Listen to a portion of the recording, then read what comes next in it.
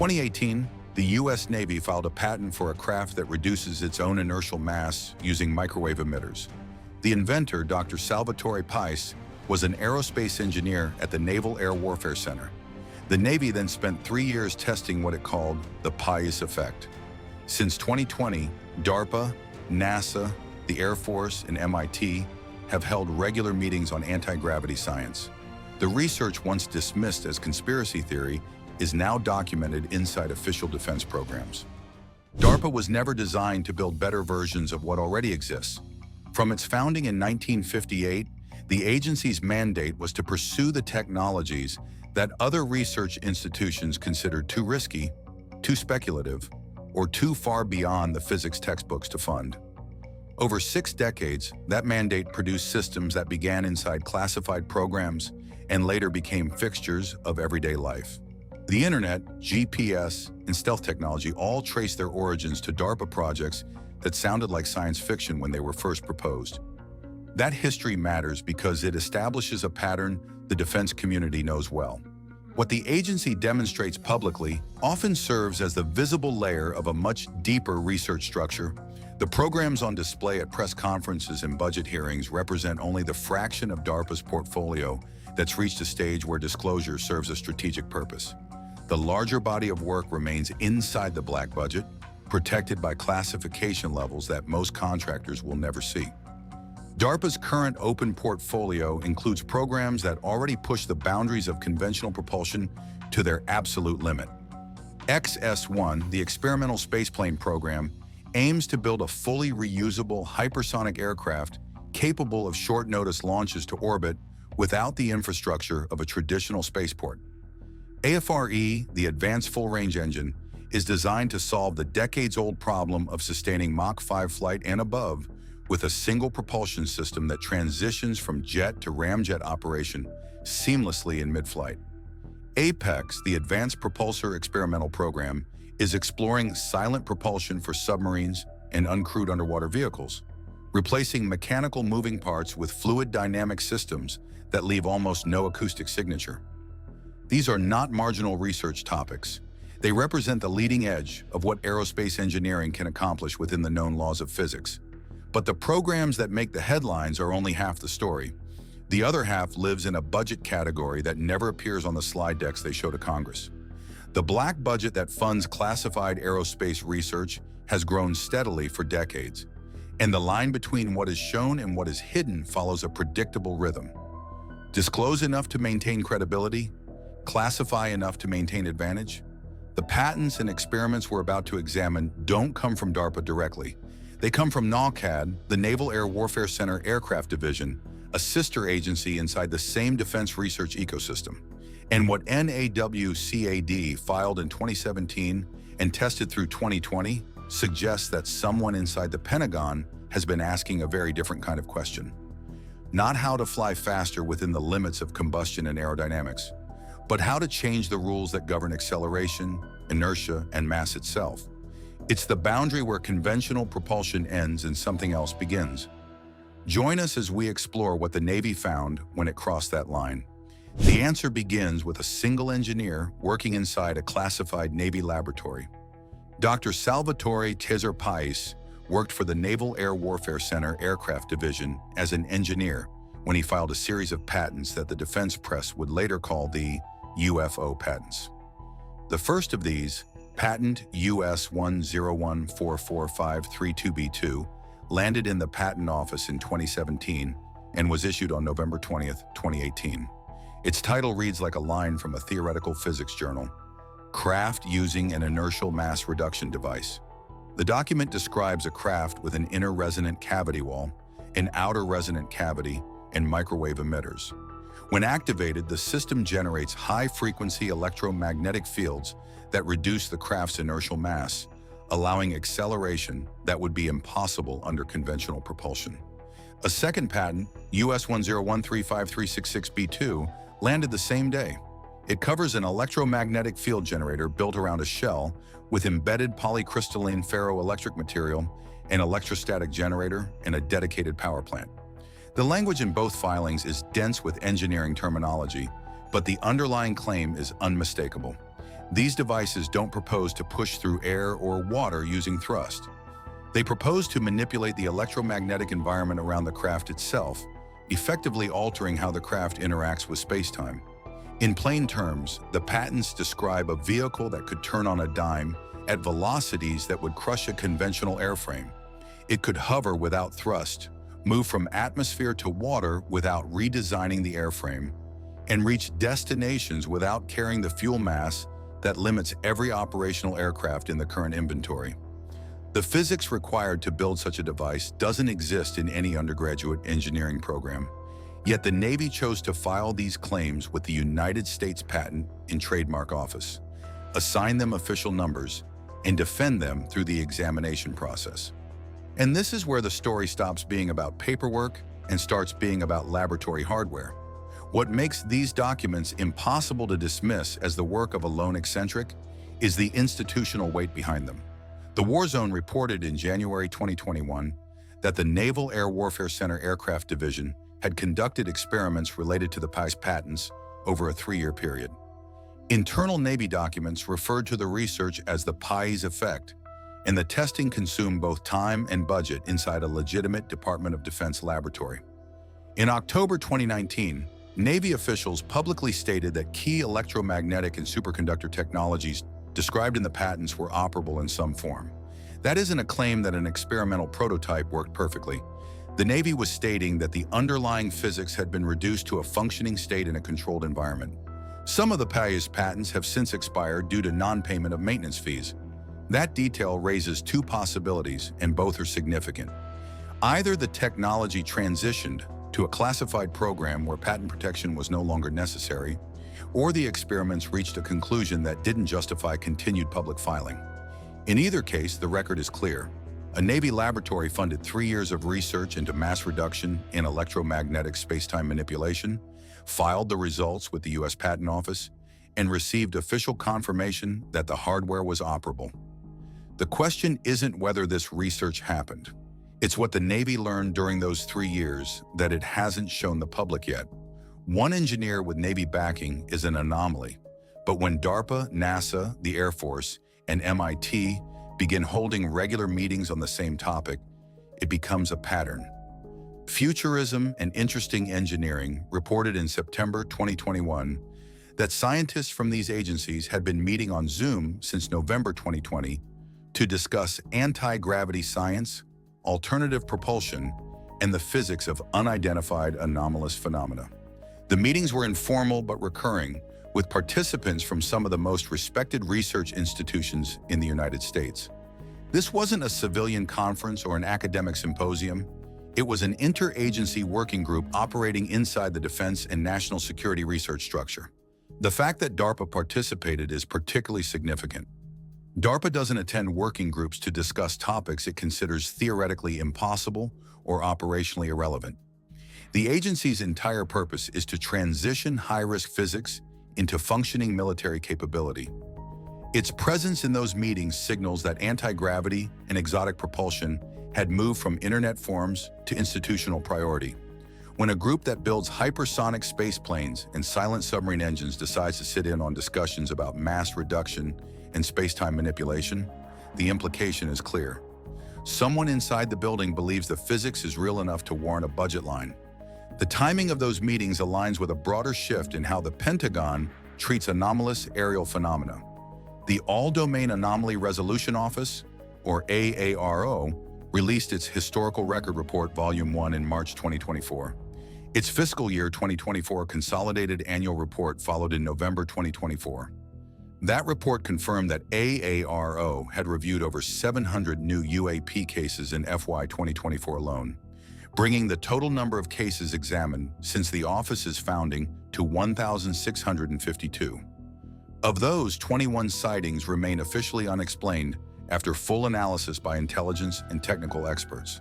Those 21 objects didn't behave like balloons, drones, or atmospheric anomalies. They exhibited flight characteristics that the current aerospace engineering literature can't explain. Those numbers alone would be enough to force a policy change. But what happened next went far beyond a report. In February of 2026, President Donald Trump directed federal agencies to begin releasing government files related to UAPs and anomalous propulsion encounters. The order accelerated the declassification process and placed anomalous aerial phenomena permanently on the national security agenda. It also forced agencies to coordinate their reporting in ways that previous administrations had resisted. No president before 2026 had issued a directive of this scope specifically targeting UAP documentation. The move signals that the highest levels of government now treat exotic propulsion and unidentified aerial phenomena as matters of strategic consequence, not public curiosity.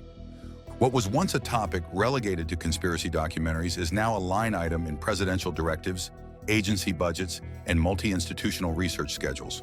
The wall between science fiction and Pentagon research hasn't merely cracked. It's been removed by official order. If inertial mass can be manipulated, the implications for military aircraft are staggering. A craft that reduces its own mass could achieve acceleration that would turn a human pilot to paste under conventional physics. It could pivot instantly without bleeding energy in a turn.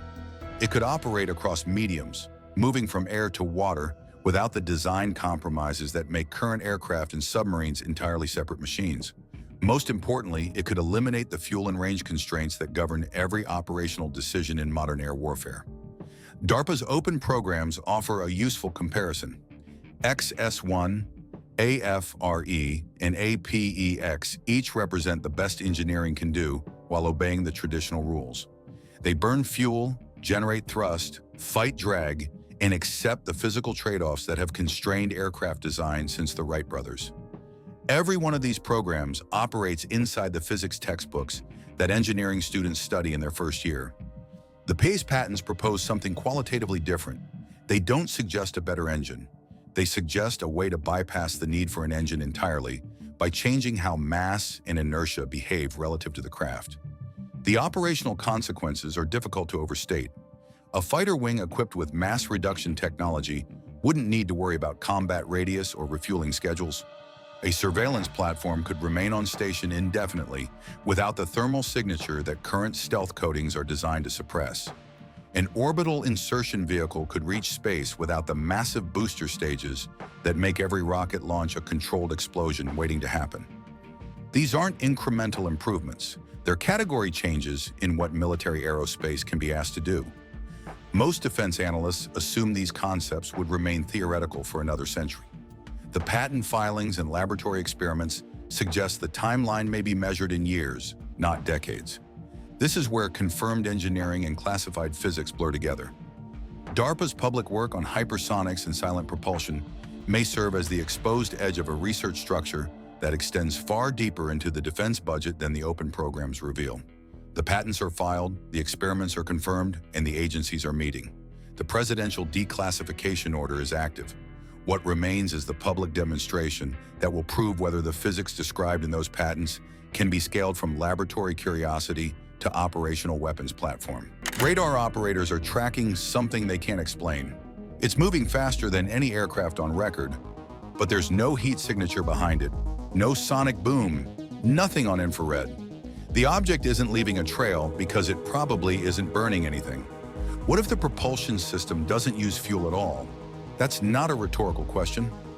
DARPA has been funding research into plasma-based propulsion for years, quietly through program offices that don't make press releases.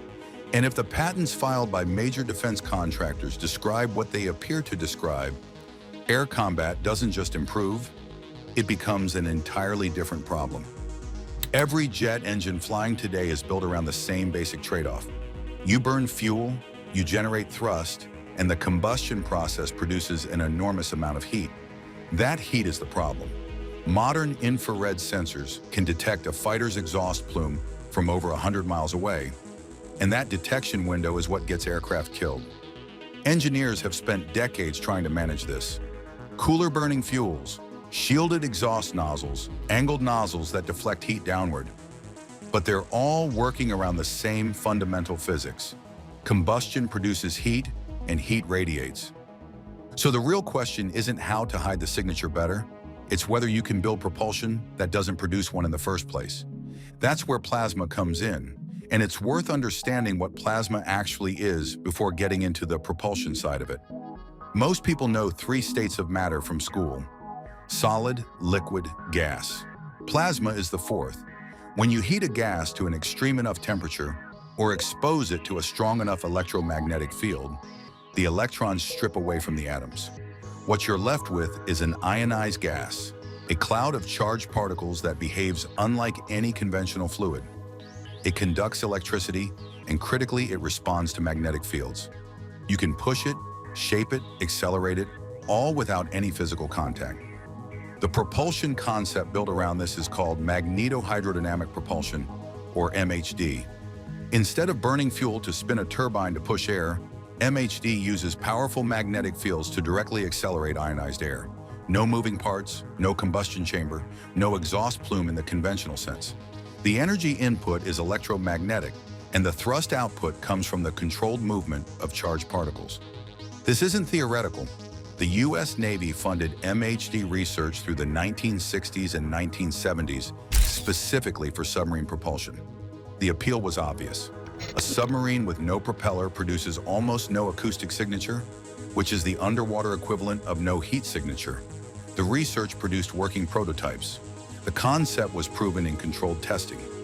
MHD drives for submarines were real enough that they showed up in Tom Clancy's fiction because defense insiders knew they existed. The technical problem with applying MHD to aircraft was always the power requirement. Ionizing air at the scale needed for flight speed propulsion demands enormous amounts of electricity, far more than any airborne generator could reasonably produce, at least with 1970s technology. So the research sat, partially classified, waiting on materials science and power generation to catch up. Here's what's worth sitting with. The Navy didn't abandon MHD because it didn't work. They shelved the large-scale development because the support technology wasn't ready. That's a completely different reason, and it matters, because the support technology has been advancing. High-temperature superconductors, compact electromagnetic systems, metamaterials that channel and concentrate energy with almost no loss. All of it has moved forward, mostly inside classified programs that don't publish results. The physics was never the obstacle. The question is whether the engineering has quietly caught up to it, somewhere the public isn't looking. The engineering question is one thing. The paper trail is another, and this is where it gets harder to dismiss. Boeing filed a patent in 2016 describing a system that generates a plasma field around an aircraft's hull using microwave emitters and lasers. The stated purpose: create a localized shockwave-absorbing layer that essentially wraps the aircraft in superheated ionized air, reducing drag so dramatically that conventional aerodynamic limits stop applying. Northrop Grumman has filed similar patents describing electromagnetic field generation for lift and propulsion in craft with no traditional control surfaces. These aren't fringe inventors or startup dreamers. These are the two largest defense contractors on the planet, and their patent attorneys don't file applications without engineers signing off on the underlying physics. A patent isn't proof that something has been built, but it is proof that serious money was spent developing the concept to the point of legal protection. Companies don't patent things they've abandoned. Now layer in the program history. DARPA's Falcon program, which ran publicly through the mid-2000s, was officially about hypersonic strike vehicles. The Black Swift demonstrator came out of that effort, a vehicle designed to reach Mach 6 using combined cycle propulsion. Black Swift was canceled in 2008, officially because of budget constraints. Defense analysts who track these things noted something unusual at the time. The cancellation came right as certain classified budget lines inside the Pentagon's black budget started growing. Not shrinking, growing. The Pentagon's classified budget, what insiders call the black budget, runs somewhere between $50 and $80 billion annually, depending on how you count supplemental appropriations. Some of that money goes to acknowledged programs in their classified development phases, but a portion funds what are formally called unacknowledged special access programs. Projects so sensitive that their existence isn't confirmed even in classified congressional briefings below a specific clearance threshold. Defense budget analysts, particularly at organizations like the Project on Government Oversight, have repeatedly flagged multi-billion-dollar line items with no corresponding public program description, no contractor named, and no stated mission objective. That pattern appeared before the F-117 went public. It appeared before the B-2. Both aircraft had been flying operationally for years before anyone outside the program knew they existed. The same pattern is visible now. Specific unattributed line items, consistent year-over-year funding growth, and procurement categories that don't map to any acknowledged aircraft program. Then there's the TR-3B question, and it's worth addressing directly rather than around the edges. Since the late 1980s, there have been persistent reports of large, triangular, near-silent aircraft operating over U.S. airspace and occasionally over Europe. The Air Force has never acknowledged the TR-3B exists. The sightings are real, documented by credible observers, including military personnel. And the described flight characteristics align almost precisely with what a plasma propulsion platform would produce. No engine noise because there's no turbine. Triangular geometry because a triangle maximizes the hull surface area available for plasma fuel generation. No visible exhaust because nothing is burning. That's not confirmation. But it's not coincidence either, and the distinction matters. When a reported flight behavior matches an engineering concept that major defense contractors are simultaneously patenting, and that same concept connects to classified funding anomalies with a documented history of preceding major aircraft reveals, you're not dealing with random noise. You're dealing with a pattern that demands a better explanation than the ones officially on offer. The evidence doesn't prove a plasma warplane exists. What it does is make the alternative, that all of this is unconnected, increasingly difficult to defend. The paper trail is abstract. The witness accounts are not. In November 2004, Navy pilots from the USS Nimitz carrier strike group encountered an object off the coast of San Diego that their radar had been tracking for 2 weeks. When Commander David Fravor reached the location visually, what he described wasn't a weather balloon or a misidentified aircraft. The object was roughly 40 feet long, had no wings, no tail, no visible propulsion system, and no exhaust of any kind. It accelerated from a hover to beyond visual range in under a second. Fravor, a 20-year combat veteran with thousands of flight hours, said it moved like nothing he'd ever seen or trained against. 5 years later, pilots from the USS Theodore Roosevelt documented similar encounters off the East Coast repeatedly over a period of months in 2014 and 2015. The objects showed up on multiple sensor systems simultaneously: radar, infrared, electro-optical. The infrared footage is what stands out. There's no heat plume. On a conventional aircraft, the exhaust trail lights up an infrared camera like a torch. These objects registered almost nothing. Whatever was moving them wasn't producing heat the way combustion does. Now run those descriptions against what MHD propulsion actually produces. No combustion means no heat plume, which is exactly what the infrared footage shows. Electromagnetic field manipulation means the craft doesn't need wings or control surfaces to generate lift or change direction, which matches the geometry witnesses described. Instantaneous acceleration without a visible thrust vector matches a propulsion system that acts on the surrounding air mass rather than pushing against it with exhaust. The mechanical fit isn't perfect. It never is with limited data, but the fit is far closer than any conventional explanation anyone has publicly offered. Here's where the materials science problem enters, because the engineering gap between MHD working in a lab and MHD powering a combat aircraft is enormous. Containing and directing the electromagnetic fields required at flight scale demands materials that can handle extreme energy densities without degrading. In public research, those materials don't exist yet. High-temperature superconductors currently require cooling systems that make them impractical for airborne use. Metamaterials that could channel and focus electromagnetic energy at the required intensity are still largely theoretical in open literature. DARPA's research portfolio tells a different story. The agency has been funding high-temperature superconductor development since the early 2000s, and its work on metamaterials goes back further. Crucially, neither program publishes detailed results. Progress milestones, material specifications, performance benchmarks, all of it disappears into classification.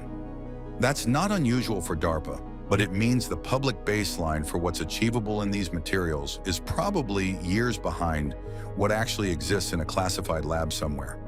The facilities that could be manufacturing these materials are a short list.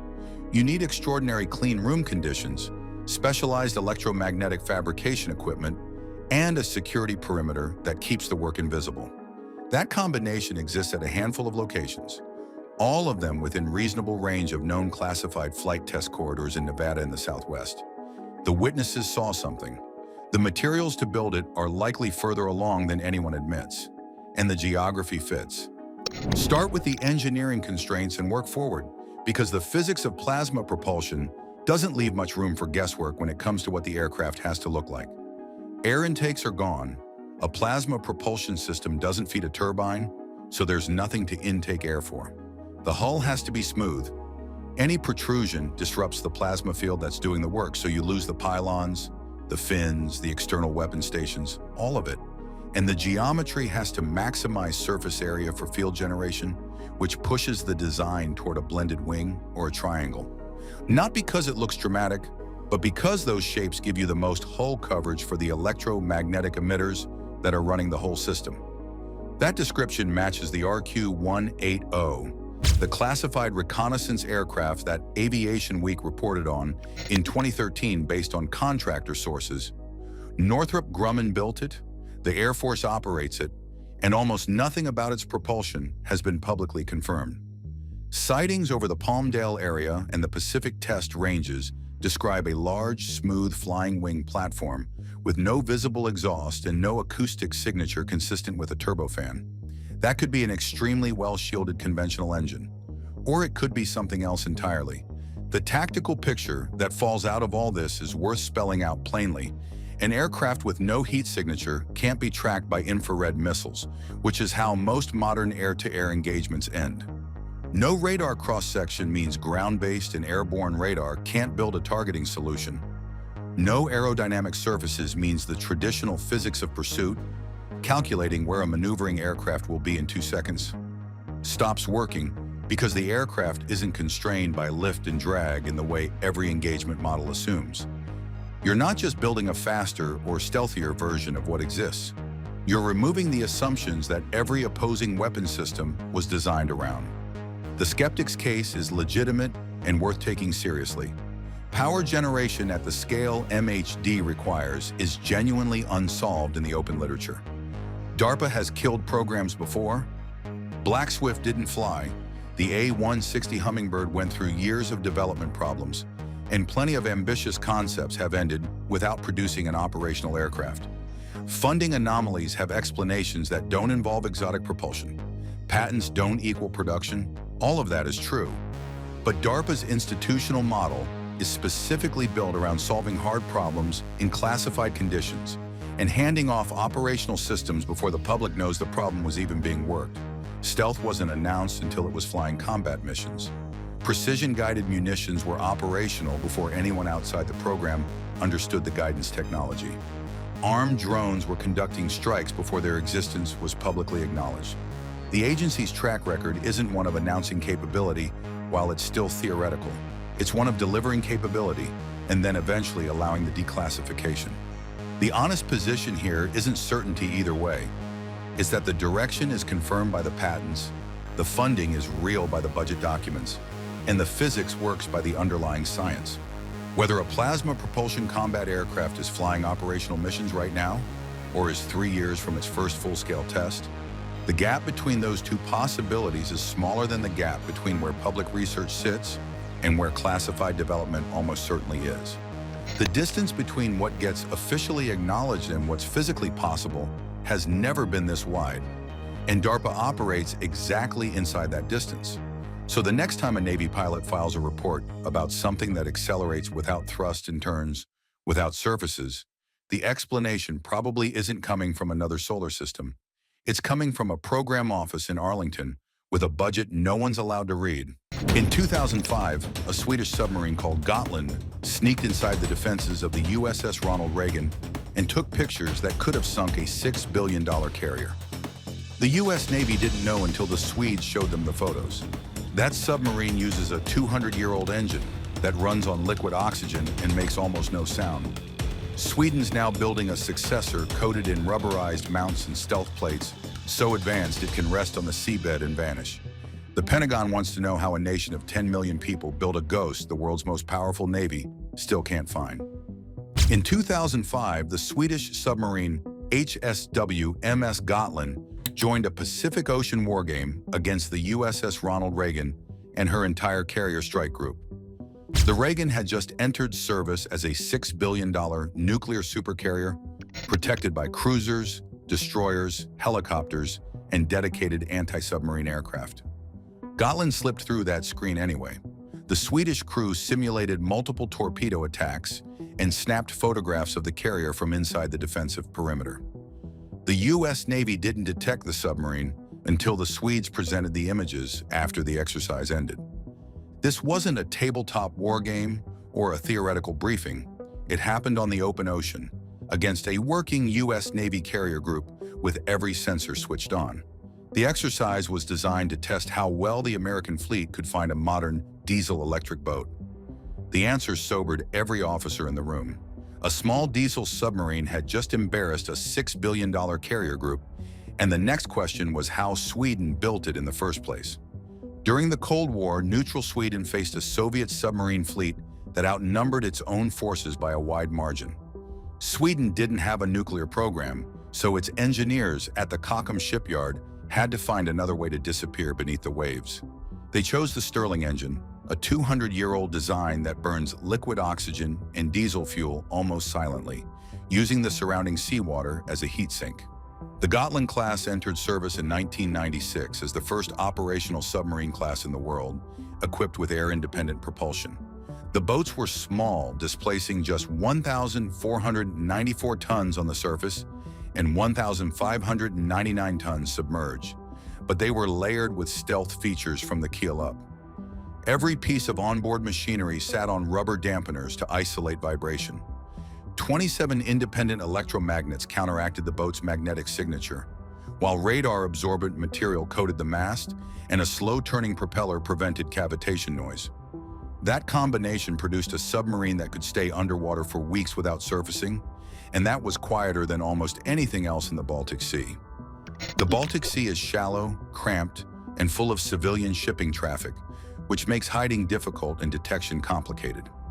Swedish commanders needed a boat that could lie still on the bottom, listen, and strike without warning. The Stirling system gave them exactly that endurance, and the rubberized mounts gave them the silence to use it. By the time the last Gotland-class boat was commissioned, Sweden created a national specialty that larger navies still struggle to match, but the designers didn't stop there. The successor is called the Blekinge class, also known as the A-26 type. It takes everything the Gotland class did and pushes it further. At 66.1 meters long and roughly 2,100 tons when submerged, the boat's slightly larger than its predecessor, but the crew remains tiny at just 17 to 26 sailors. Power comes from 4 Kockums MKVV 4-275R Stirling engines paired with 2 diesel-electric units. All of that drives a single propeller.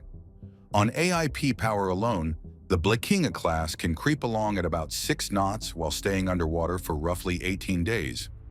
That endurance comes from onboard liquid oxygen tanks feeding the Stirling cycle, the same principle that earned the Gotland class its reputation. What makes the Blekinge class truly stand out is Saab's GHOST system. GHOST stands for Genuine Holistic Stealth, and it's not a single gadget or a special coating.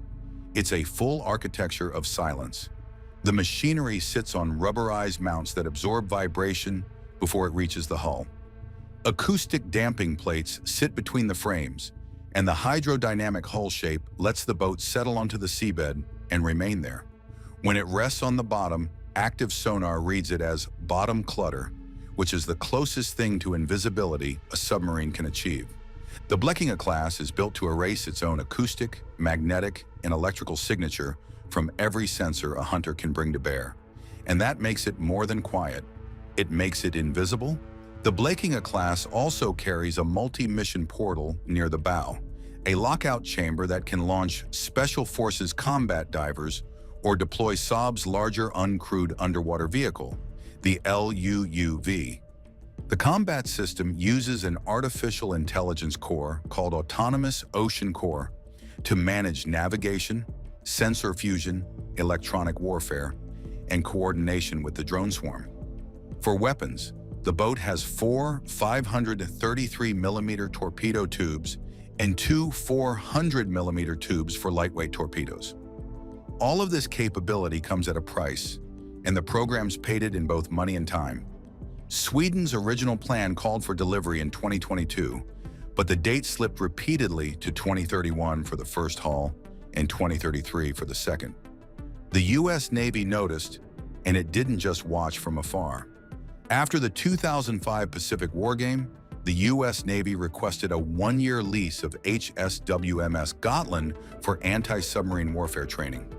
Sweden approved the lease in October 2004.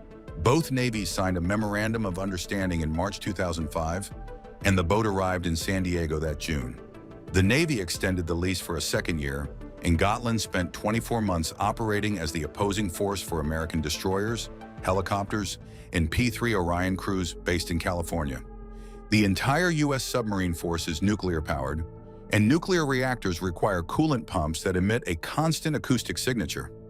American sailors spent decades training to hunt Soviet and Russian nuclear boats, but they lost practice against the near silence of a modern diesel-electric AIP submarine. The U.S. Navy spent billions on its nuclear fleet, yet it still needed to rent a Swedish submarine to practice against a threat it couldn't replicate. That's why American crews still travel to the Baltic Sea. That gap is still open today. In November 2025, NATO ran Playbook Merlin, a Sweden-led anti-submarine exercise in the Baltic Sea. A German U-35 submarine and a Swedish Södermanland-class boat played the hunted targets, while a U.S. Navy P-8 Poseidon and surface ships from France and the Netherlands rehearsed their tracking skills.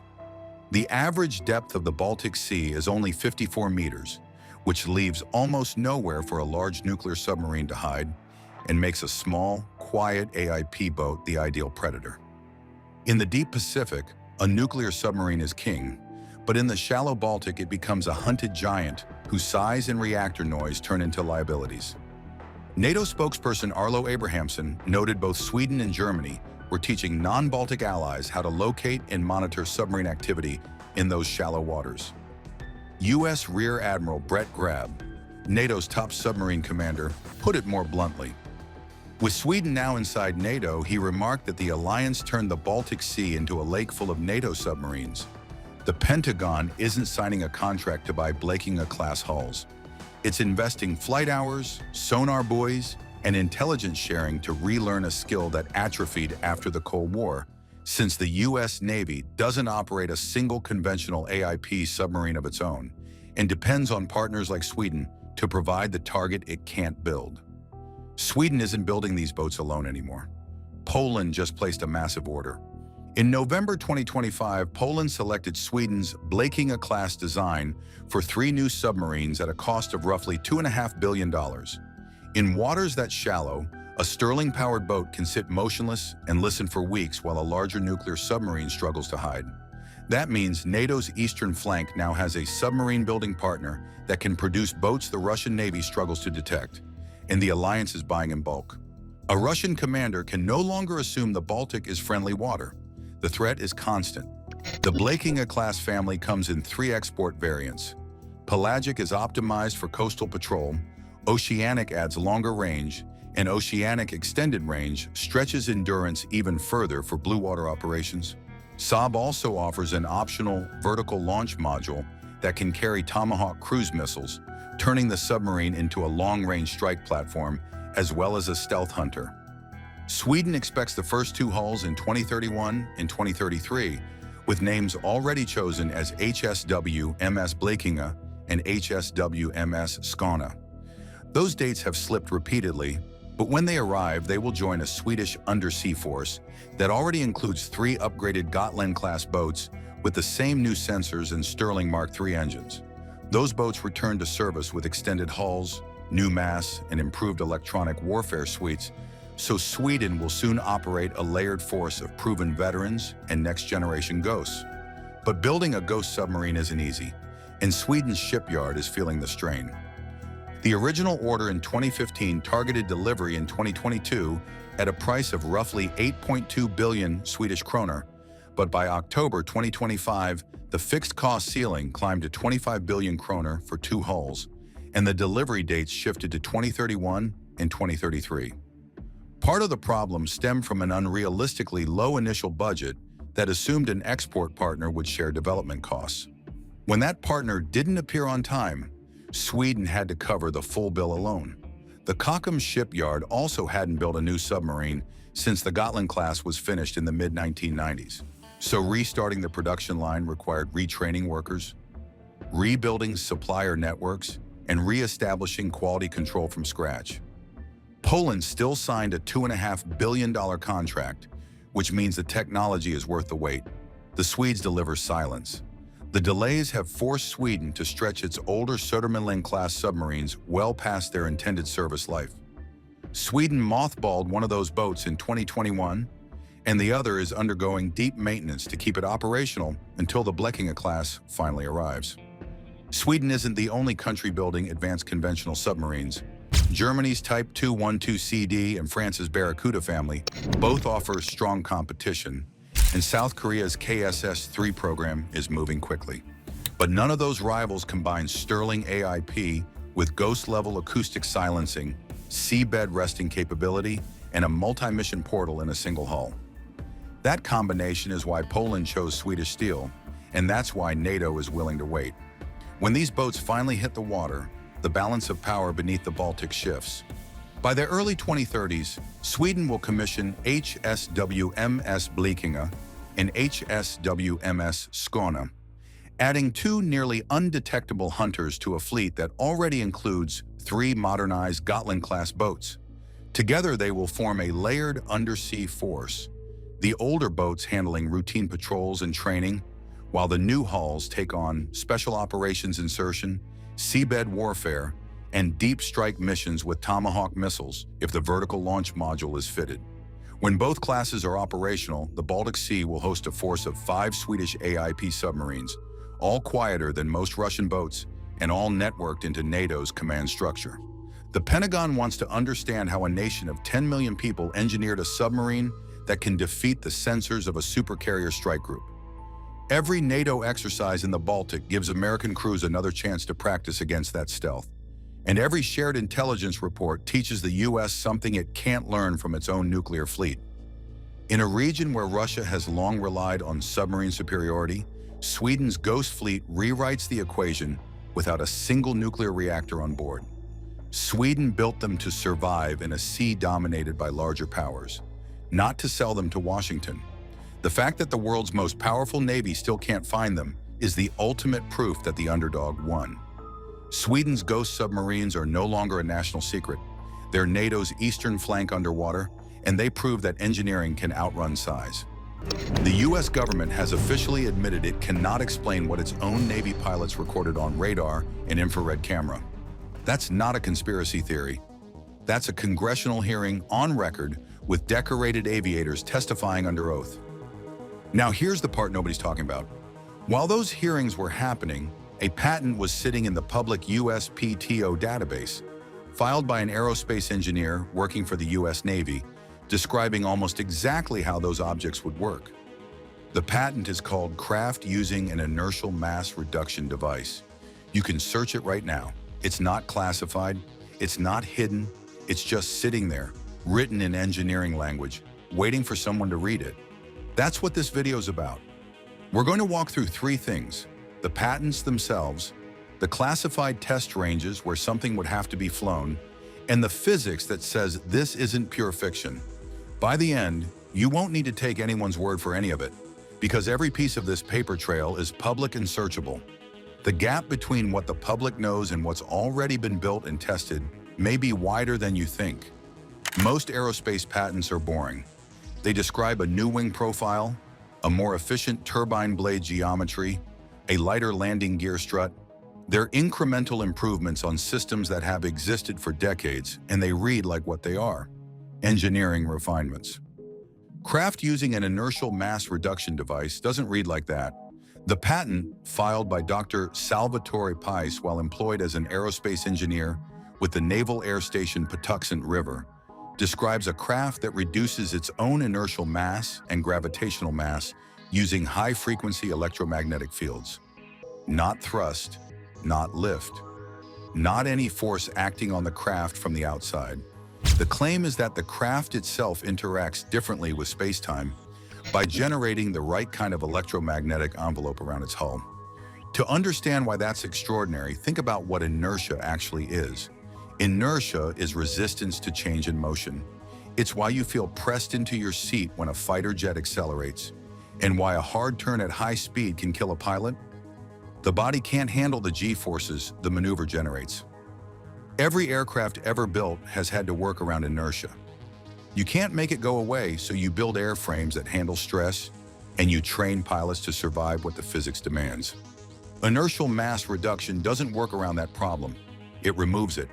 A craft with near zero inertia could change direction without decelerating first.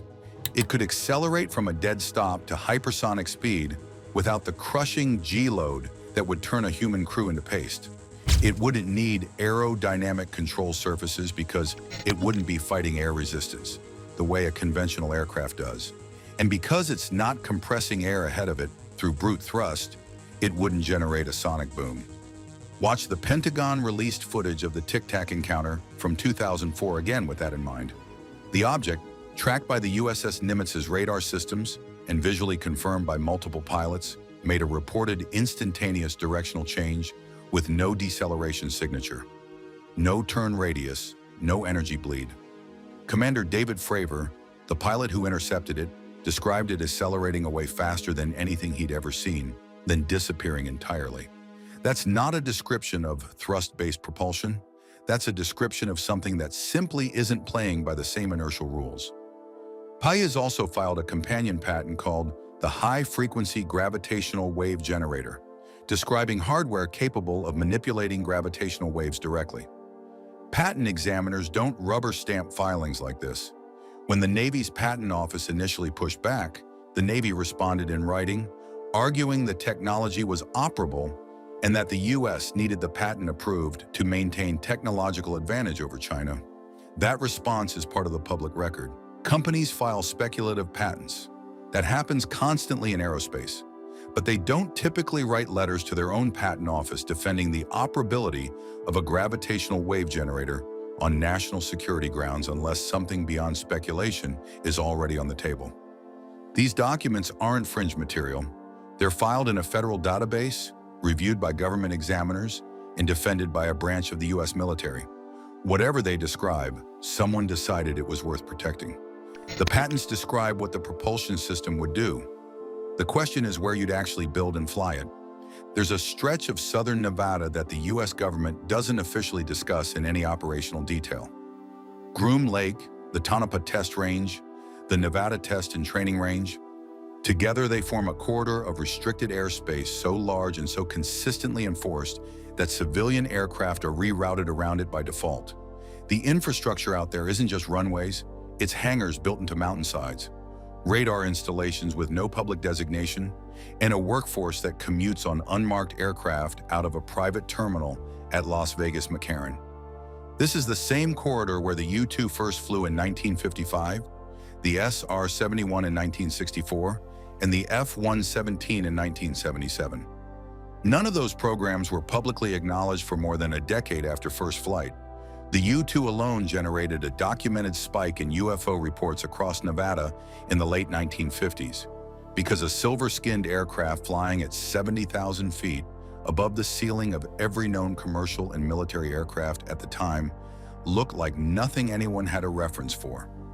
The CIA later confirmed this in a declassified history of the U-2 program. The pattern is consistent. Skunk Works flies something nobody can explain. The sighting reports pile up, and the official explanation comes a decade or two later when the program is either compromised or too old to protect. That timeline argument matters when you look at where we are now. If a craft using mass reduction propulsion entered testing in the mid-2000s, And the classified aerospace pipeline historically runs 10 to 20 years ahead of public acknowledgement. The program wouldn't be anywhere near a public reveal yet. Bob Lazar claimed in the late 1980s that he worked at a facility called S4 near Papoose Lake, south of Groom Lake, on a craft that used what he described as gravity wave propulsion. His credentials have never been fully verified, and his account has real credibility problems. But the specific propulsion mechanism he described, a high-frequency field interacting with space-time to move a craft without conventional thrust, maps closely to what the Pais patents formally describe on paper, filed roughly 30 years after Lazar first went public. That's either a strange coincidence or the public description eventually caught up to what someone already knew. The pilot testimony adds a geographic thread that's harder to dismiss. The 2004 U.S. Nimitz encounter happened off the coast of Southern California. The objects tracked by the ship's radar were descending from 80,000 feet to near sea level in seconds, then accelerating away at speeds the ship's systems couldn't track conventionally. Several pilots reported the objects seemed to anticipate their intercept approach before they'd close the distance. After the encounter, radar operators tracked one of the objects heading inland, toward the Nevada test corridor. The 2015 USS Theodore Roosevelt encounters, documented in the leaked FLIR and gimbal videos, showed objects with no visible exhaust plume, no control surfaces, and the ability to hold position against 120-knot winds before accelerating without any visible thrust signature, operating in both air and water with no transition signature between the two. No thrust-based aircraft in the public inventory does any of that. The classified aerospace pipeline has a documented, verified history of running well ahead of what anyone outside those programs knows exists. There's no evidence that gap has closed, and some evidence it's wider than it's ever been. Most people assume that if inertial mass reduction were real, mainstream physics would know about it. The assumption is that nothing this significant could exist in the scientific literature without getting flagged, studied, and either confirmed or killed. The thing is, the theoretical foundation is already in the literature. It's just spread across papers that don't get read outside of graduate physics programs. Start with general relativity. Einstein's equations don't forbid space-time curvature around an object. They describe it. In 1994, a physicist named Miguel Alcubierre published a metric showing that a region of space-time could, in principle, be compressed in front of a craft and expanded behind it, moving the craft through space without the craft itself accelerating in the conventional sense. The object inside the bubble wouldn't experience inertia in the normal way, because locally it wouldn't be moving at all. The space around it would be doing the work. The original problem with the Alcubierre metric was energy.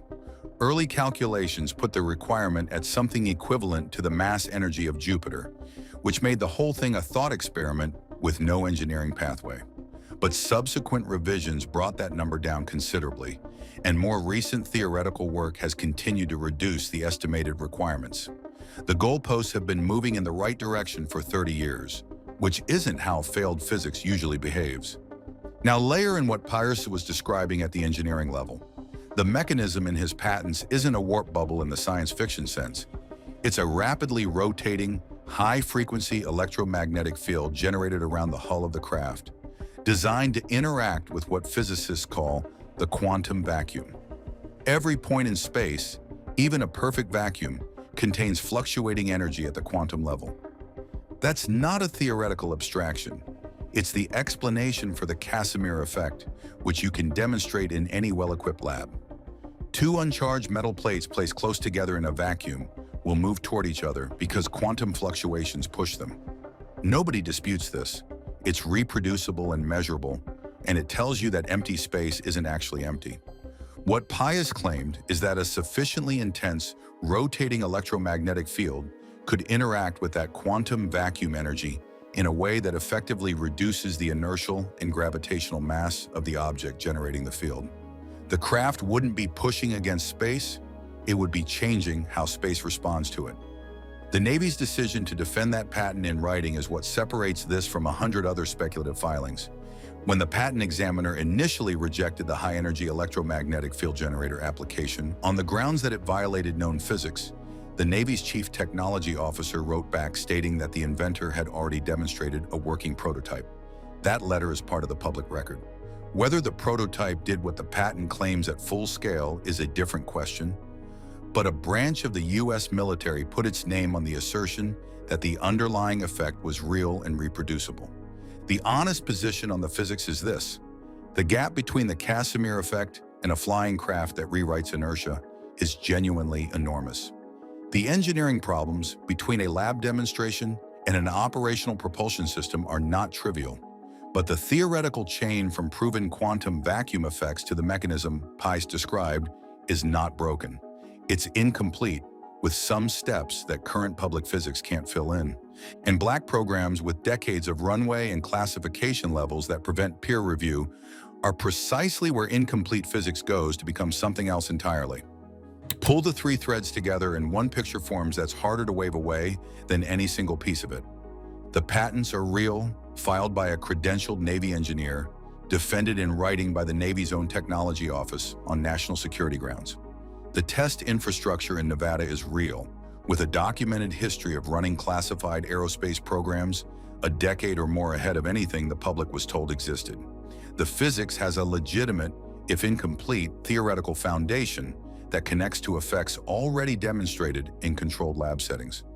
None of those three things proves an operational craft, but they also don't exist in isolation. They point in the same direction. The UAP disclosure process has been managed so carefully and so slowly that the management itself tells you something. When the government genuinely doesn't know what it's looking at, it tends to say so loudly and immediately, because that triggers threat assessments and budget requests. What it doesn't do is sit on sensor footage for years, release it through back channels, and then spend another several years acknowledging the footage is authentic while refusing to discuss what the objects actually are. That's not the behavior of an institution that's confused. That's the behavior of one that knows the answer and is deciding how much of it to give up. The counter-argument worth taking seriously is the prior art argument. China's aerospace and defense research institutions have been publishing work on high-frequency gravitational wave applications in electromagnetic propulsion since the early 2000s. Some of the Pais filings may have been as much about staking intellectual territory against Chinese patent activity as they were about documenting hardware that already flew. Patent strategy and operational reality aren't the same thing, and it's worth holding both possibilities at once. What's still not confirmed? No public source has produced a verified photograph of a prototype. No whistleblower account has been corroborated by physical evidence that's cleared independent scrutiny. The physics between a Navy letter defending a patent and an aircraft that genuinely manipulates inertia still contains gaps that published science hasn't closed. Those are real limits on this argument, and pretending otherwise would make the whole case weaker, not stronger. What the convergence of these specific documents, this specific geography, and this specific pilot testimony adds up to is a pattern too precise for coincidence and too incomplete for certainty. That's an uncomfortable place to land, but it's the honest one. The paper trail is real. The test ranges are real. The physics has a foundation, even if the ceiling is still classified. What's missing is the part that never gets declassified until it's already obsolete or already compromised. The patent numbers are in the description. Search them yourself, read the Navy's own defense of them, and decide what you think they were actually protecting. On December 5th, 2011, an American stealth drone went down over Iran. Iranian forces didn't fire a missile. They jammed its brain and tricked it into landing intact inside enemy territory. That aircraft was the RQ-170 Sentinel, built by Skunk Works. It was supposed to be invisible. 14 years later, Skunk Works has built something that makes the RQ-170 look like a toy. The RQ-170 wasn't a prototype, and it was already operational when it went down. Before the loss, the Central Intelligence Agency had used it over Pakistan during the raid that killed Osama bin Laden. It carried no weapons because its only payload was silence. Its designers built it to evade radar and other surveillance systems, and it had done so successfully for years before that December night. Iranian forces near Kashmir picked it up as it crossed into northeastern airspace, and they tracked it for miles before deciding to act. They didn't shoot it down, and instead they jammed its command link while spoofing its GPS coordinates. The drone believed it was landing at its home base, and it touched down on Iranian soil almost completely intact. State television broadcast images of the captured aircraft within days. The Iranians displayed it on television, and within months they were reverse engineering it. Within 3 years, Iran claimed to have test-flown a domestically built copy. The design features, the radar-absorbing materials, and the control architecture were all laid bare for engineers in Tehran. This was more than an intelligence victory. It was a demonstration of how patience, reverse engineering, and one captured airframe can dismantle an entire doctrine of low observable technology that the United States had spent decades refining. For Skunk Works, the loss was devastating. The RQ-170 represented years of classified engineering and operational testing. To see it sitting in a hangar under Iranian flags forced a question that would drive the next decade of black project development inside the most secretive division at Lockheed Martin. If a stealth drone could be detected and captured without a shot fired, then stealth itself needed to be redefined from the ground up. The capture exposed a truth the Pentagon had preferred to ignore. Stealth was never absolute. It was a set of design choices optimized for specific threats, and Iran had found the gaps between them. Electronic emissions, data link signatures, and thermal output were all vulnerabilities that radar cross-section alone couldn't address, no matter how advanced the shaping or the absorbing coatings had become. The Pentagon's response wasn't to abandon stealth, it was to expand it. Engineers realized that reducing radar visibility was no longer enough when an adversary could exploit every other signature the aircraft produced. The new challenge was to build a platform that disappeared across multiple detection methods simultaneously. This is where the concept of multispectral stealth enters the picture. Traditional stealth attacks the electromagnetic spectrum in the bands used by fire control radars, primarily X-band and Ku-band. That approach works against missile guidance systems, but it leaves other spectrums wide open. And those gaps are where the real danger lives. Iran had proven this in 2011.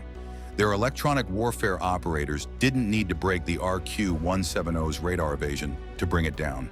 They attacked its brain instead. The lesson was stark. If you want to survive over contested airspace, you need to vanish from radar, from infrared sensors, from electronic surveillance, and from visual detection all at the same time. In September 2025, Lockheed Martin Skunk Works did something unusual. They unveiled a new stealth drone in public. The aircraft was called Vectis, a Group 5 collaborative combat aircraft designed to operate as an unmanned wingman alongside the F-35, the F-22, and future fighter programs.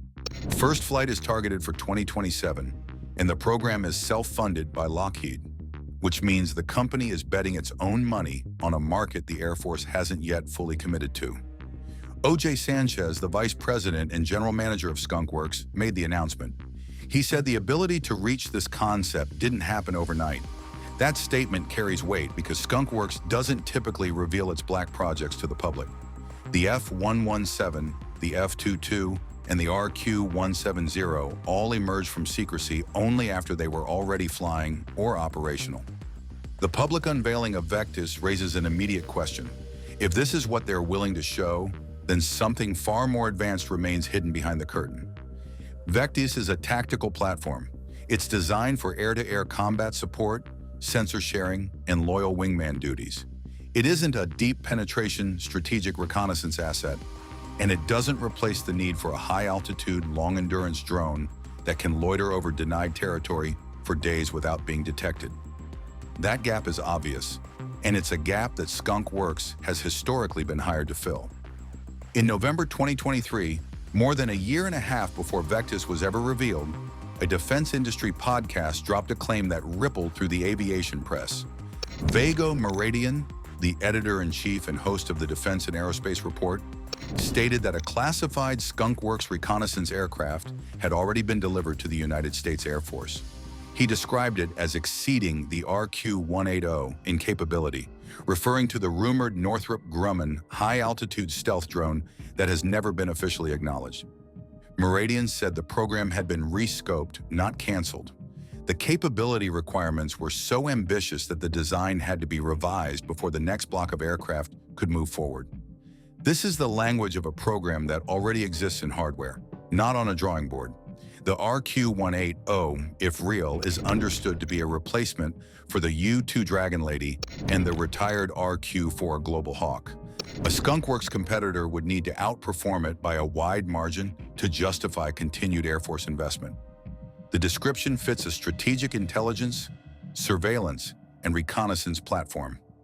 Operating at high altitude with long endurance and extreme stealth is exactly what the Pentagon needs to monitor mobile missile launchers and underground facilities in denied airspace. If the reports are accurate, airframes already exist.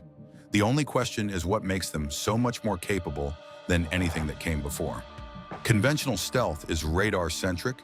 Angled airframes, radar-absorbent coatings, and internal weapons bays all work together to scatter or trap the electromagnetic waves used by fire control radars in X-band and Ku-band. This is the stealth the world understands.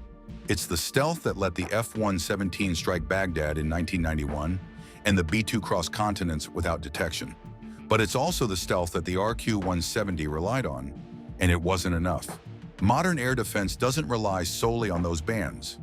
VHF and UHF radars use longer wavelengths that interact differently with stealth shaping.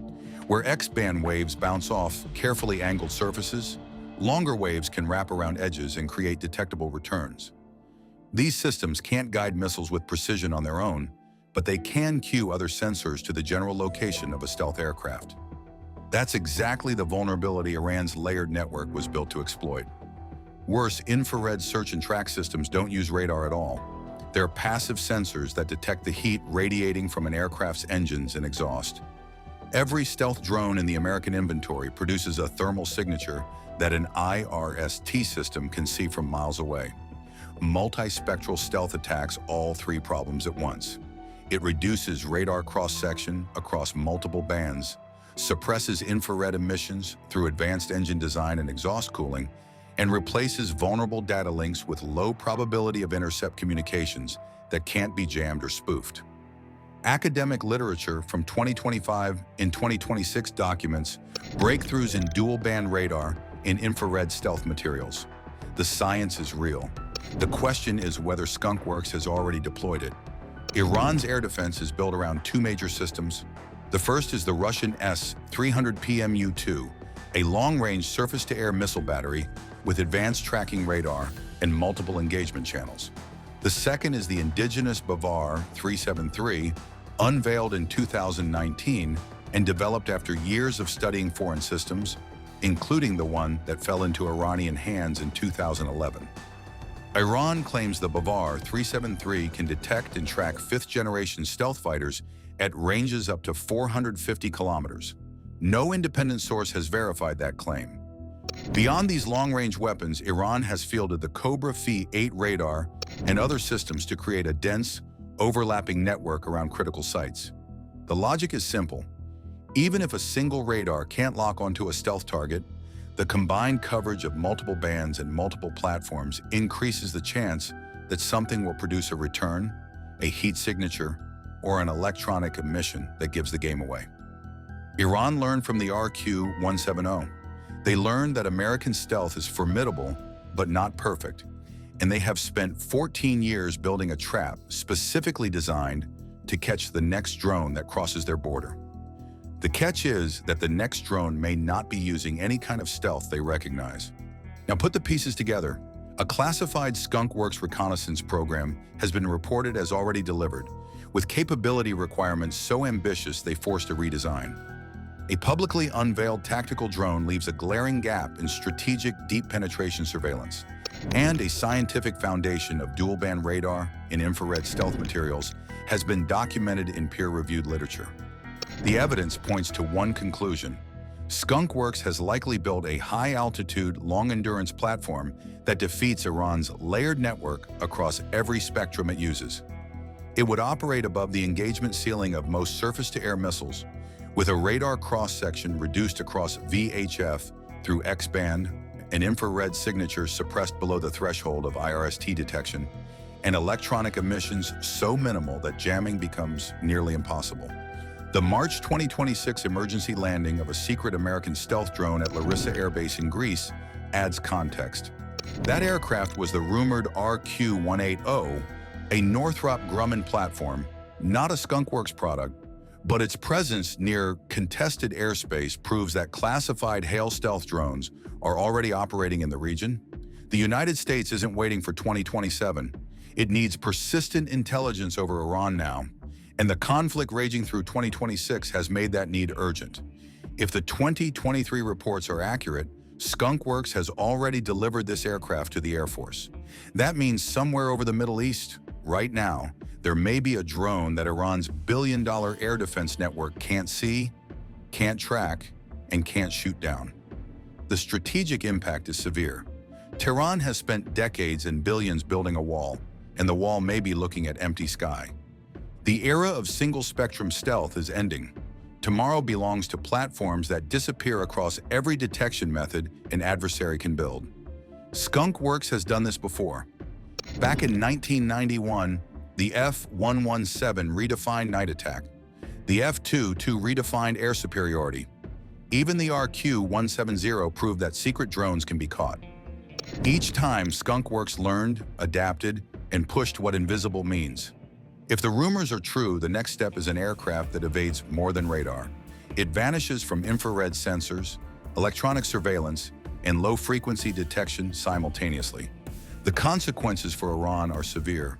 Billions spent on air defense, neutralized by an aircraft they can't see, can't hear, and can't track. The consequences for global air power are broader. Once multi-spectral stealth becomes operational, the balance of reconnaissance shifts permanently.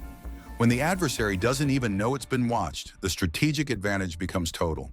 The answer may already be flying, and it didn't come from a factory line anyone has seen. Somewhere inside a classified hangar, there may already be an aircraft that can reach any city on Earth in under 90 minutes, drop a strike from the edge of space, and land back on a runway before the enemy even confirms what hit them. No government has officially acknowledged it. No journalist has photographed it. And yet China and Iran are restructuring their entire air defense doctrine around the possibility that it's real. That's not speculation dressed up as news.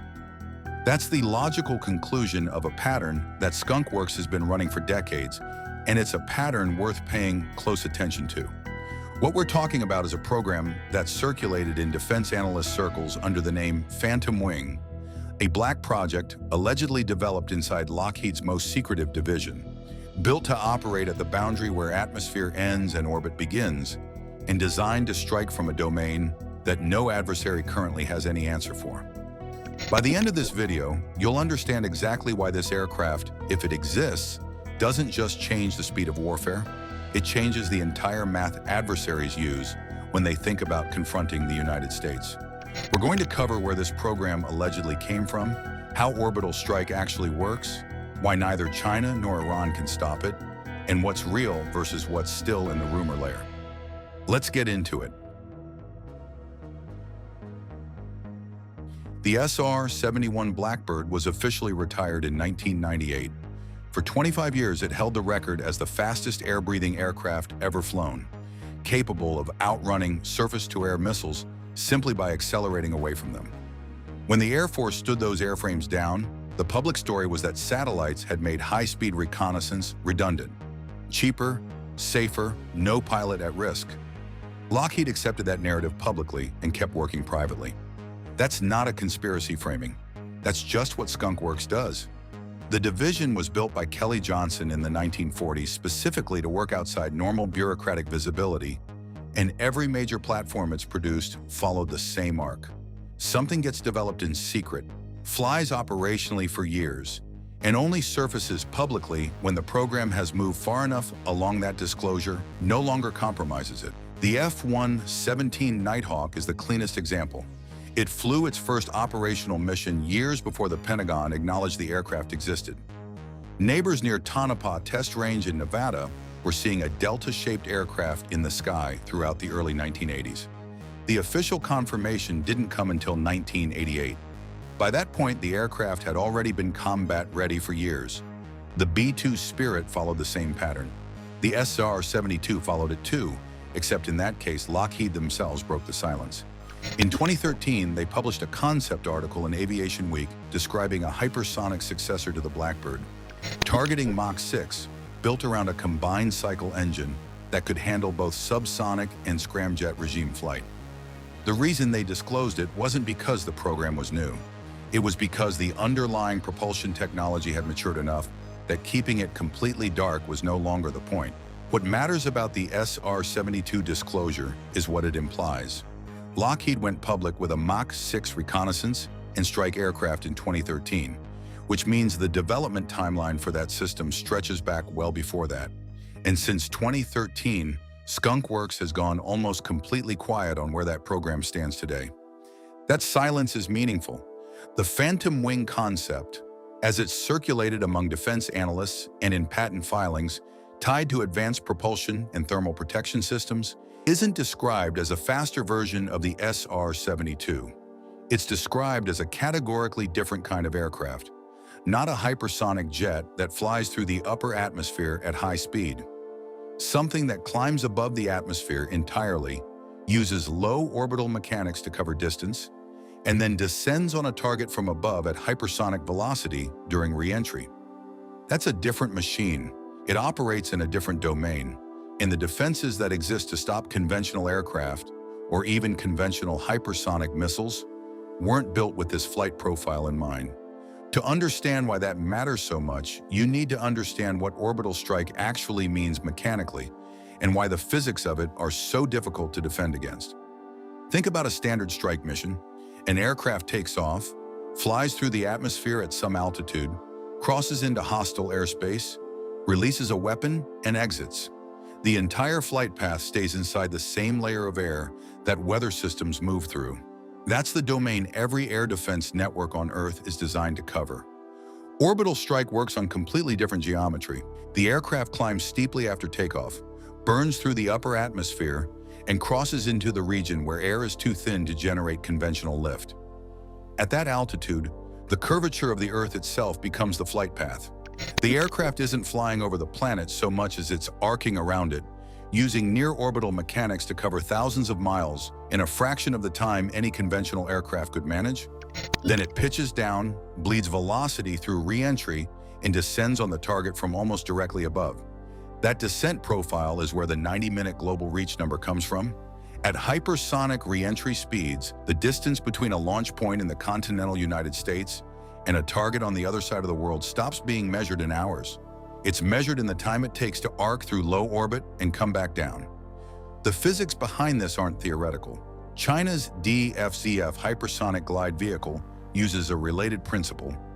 Boost a warhead to extreme altitude and velocity, then let it glide and maneuver during descent rather than following a ballistic arc.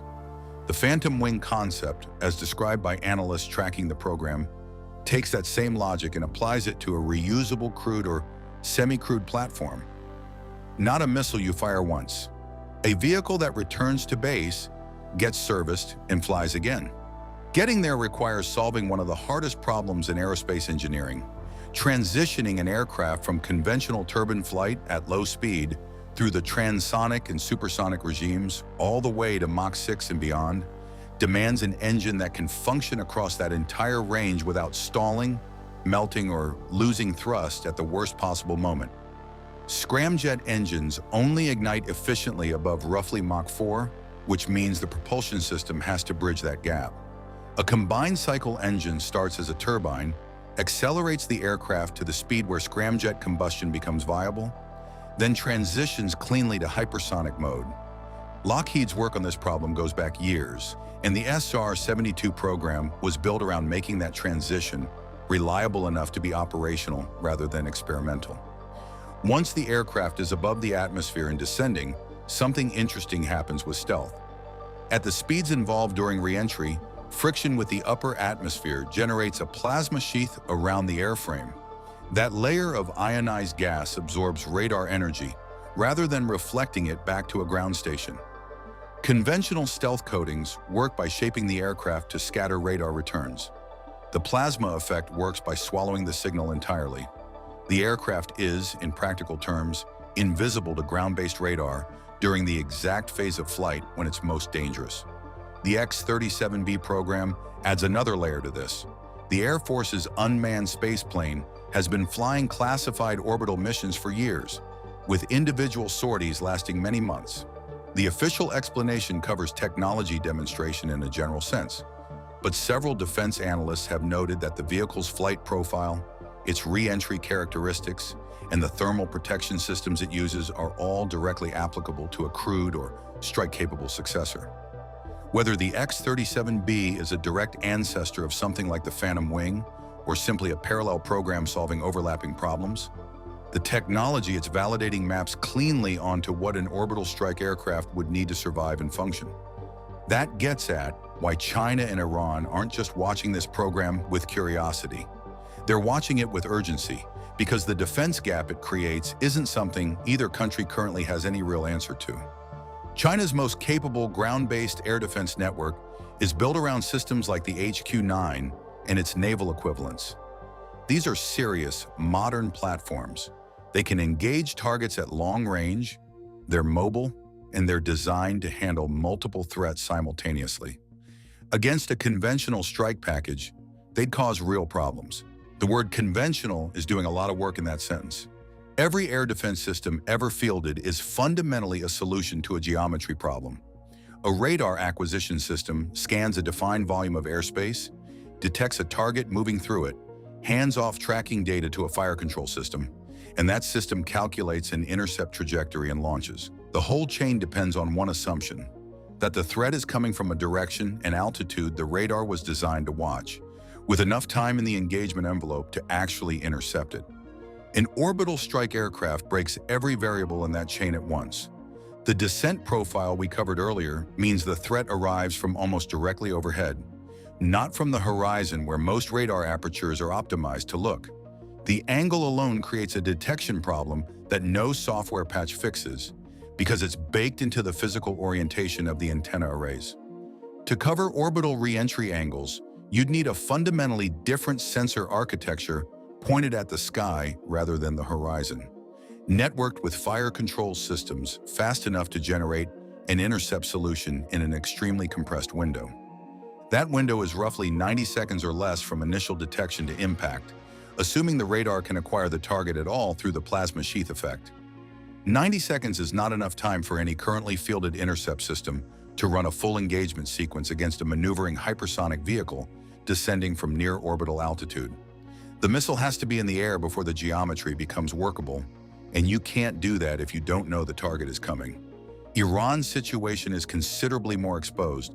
Their air defense inventory leans heavily on Russian origin systems, some of which date back decades. These aren't platforms designed to engage targets moving at hypersonic speeds under any geometry, let alone the near-vertical descent profile orbital strike produces. During the strikes attributed to Israel in recent years, Iranian systems struggled to consistently engage much slower, much lower-flying threats. The gap between what they operate and what an orbital strike aircraft represents isn't a gap you close with training or tactics. There's a psychological layer here too, and it matters as much as the technical one. Conventional deterrence works because both sides can see each other's capabilities developing in real time. Satellites track airfield construction, analysts count aircraft tail numbers, intelligence services monitor production rates. That visibility allows adversaries to calibrate their posture.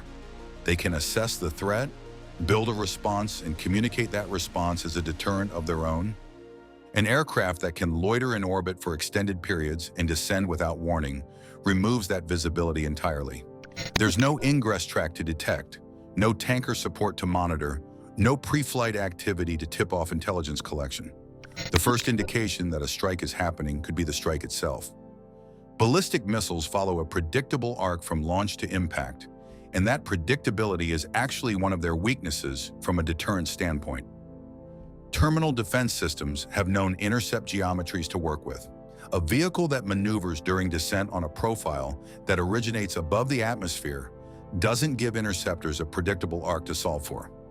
That's not a marginal improvement in survivability. That's operating in a domain where the intercept math doesn't currently exist.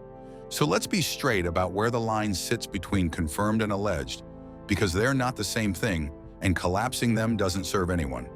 What's confirmed, the SR-72 program is real, Lockheed said so publicly. Skunk Works operates on black budget funding that's documented in congressional appropriations history. The X-37B is flying right now, somewhere above your head on a mission the Air Force hasn't fully explained.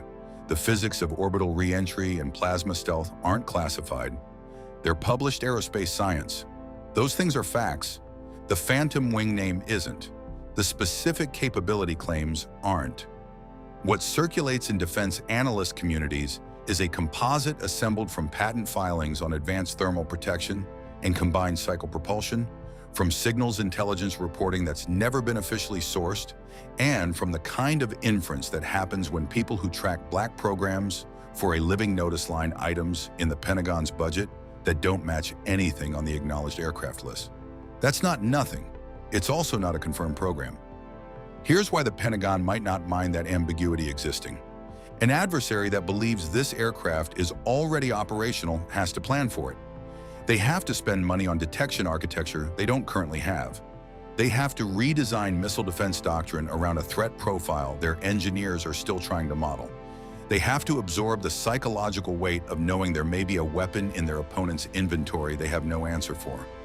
All of that happens whether or not the platform has actually completed its first operational flight. Strategic ambiguity isn't a side effect of secrecy. Sometimes it's the product. The budget signal points in one direction. Unacknowledged special access programs have consumed a growing share of U.S. defense spending over the past decade, and the gap between total black budget allocation and the programs analysts can account for by name has widened. Something is absorbing that money.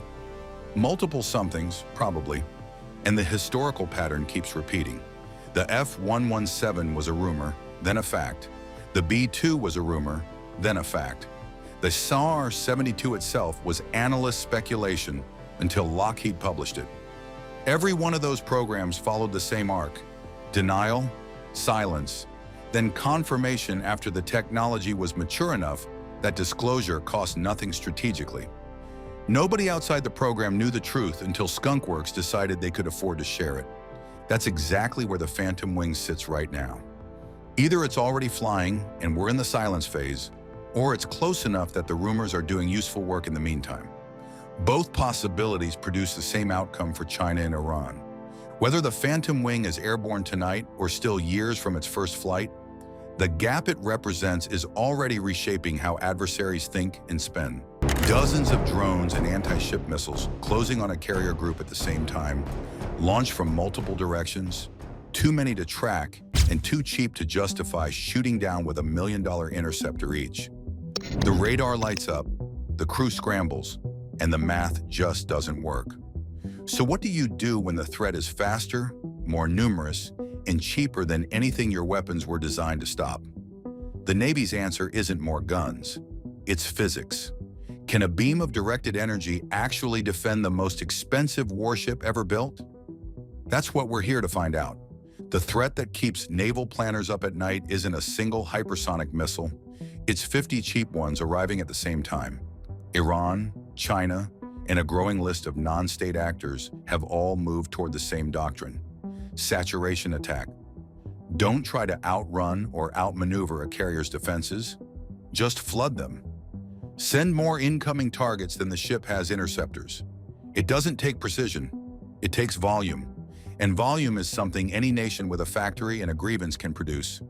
The hardware defending carriers right now is genuinely impressive, but it was built for a different world. The failing CIWS fires 4,500 rounds per minute and can shred an incoming missile at close range. CRAM adds a layer of heat-seeking interceptors on top of that. Both systems work and both have real ceilings. Phalanx carries a finite ammunition load. Once it's empty, and reloading at sea under fire is not a realistic option. CRAM interceptors cost somewhere between $400,000 and over $1 million per shot, depending on the variant. Now imagine firing one at every drone in a 50-unit swarm, where each drone costs the adversary around $20,000 to build. You don't need to win that exchange. You just need to force it often enough, and the carrier bleeds its magazine dry without a single warhead ever connecting. That's the math problem. And it's why the Ford-class carriers the USS Gerald R. Ford and the USS John F. Kennedy, the two most advanced carriers ever put to sea, became the test beds for something the Navy has been quietly developing for years. The Ford class wasn't chosen for this role by accident. These ships run on nuclear power, which means they generate electricity at a scale that conventionally powered vessels simply can't match. That electrical capacity matters enormously for what comes next, but we'll get to that in a moment. What you need to understand first is what's at stake. A single Ford-class carrier represents roughly $13 billion in hardware. Add the air wing, the escorts, the logistics ships, and the 5,000 personnel aboard the carrier alone, and you're looking at the most concentrated expression of military power on the planet. Losing one wouldn't just be a tactical setback, it would be the worst naval disaster the United States has suffered since World War II.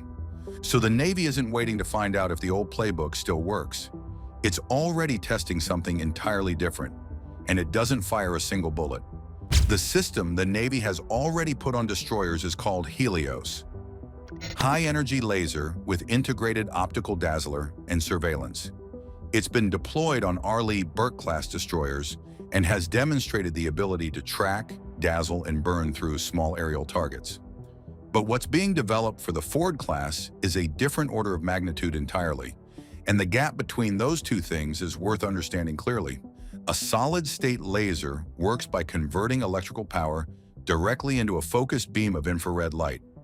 No propellant, no explosive charge, no projectile leaving a barrel. The beam travels at the speed of light, which means there's no lead time, no trajectory calculation the way you'd need for a bullet or a rocket. You point it, and it's already there. The per-shot cost, once the system is built and running, is measured in dollars, not hundreds of thousands of them. Early naval laser systems operated in the 15 to 30 kilowatt range. At that power level, you can blind an optical sensor, burn through the thin skin of a small drone, or damage a small boat's outboard motor. Useful, but limited. The threat outgrew those numbers fast. What the Navy is now pushing toward, and what the Ford-class integration program is specifically designed to accommodate, is output in the 300 to 500 kilowatt range.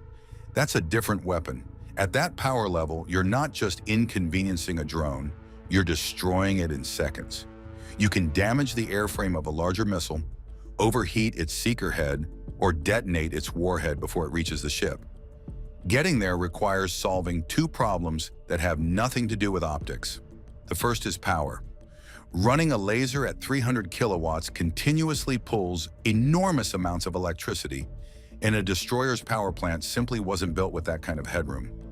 A Ford-class carrier running two A-1B nuclear reactors produces far more electrical output than any surface combatant in the fleet. That surplus capacity is the reason these carriers were selected as the test platform. It isn't incidental, it's the whole premise. The second problem is heat. A high-energy laser generates enormous thermal load inside the weapon system itself, and that heat has to go somewhere, or the components fail. Thermal management engineering, essentially building a cooling architecture that can keep pace with sustained firing, has been one of the harder engineering challenges in the entire directed energy program. Progress has been made, but managing heat at the 300+ kilowatt level in a maritime environment, aboard a ship that is already running hot from its own systems, is an ongoing constraint. Then there's the atmosphere. Ocean air carries humidity, sea spray, and particulate matter that scatter laser energy across the beam path, reducing its effective power at range. The solution being developed alongside the weapon itself is adaptive optics, a system that continuously measures atmospheric distortion and adjusts the beam's shape in real time to compensate. Think of it like auto-correcting for turbulence faster than you can perceive it happening. Put all of that together, nuclear power feeding a 300 kilowatt laser, adaptive optics compensating for atmospheric scatter, heat management keeping the system online, and the kill chain looks like this. A threat appears, the system locks, and the engagement completes in milliseconds. No reload, no expenditure. The magazine effectively doesn't empty. That's what changes the math from the phalanx calculation we talked about earlier. and it's why the laser component alone would already be a major development. But lasers are only half the story, because the plasma component is where things get genuinely strange. Let's clear something up first, because the phrase plasma shield gets thrown around online in ways that are almost entirely wrong. This isn't just a force field. There's no invisible wall of energy surrounding the ship like something out of a science fiction film. What researchers are actually working with is a real physics-confirmed phenomenon where a sufficiently powerful laser beam superheats the air along its path so intensely that the air itself ionizes, meaning the electrons strip away from their atoms and the gas transitions into a force state of matter. That's plasma, not fictional, not theoretical. It happens in nature every time lightning strikes, and it can be induced deliberately with the right energy output. The question the Navy and its contractors are trying to answer is whether that induced plasma state can be weaponized as a defensive tool. And the research coming out of programs like Athena and related directed energy work suggests the answer is yes, with conditions. Here's what the physics actually allows. When a high-energy laser creates a plasma region in the air between the ship and an incoming threat, that region has electromagnetic properties that differ sharply from normal air.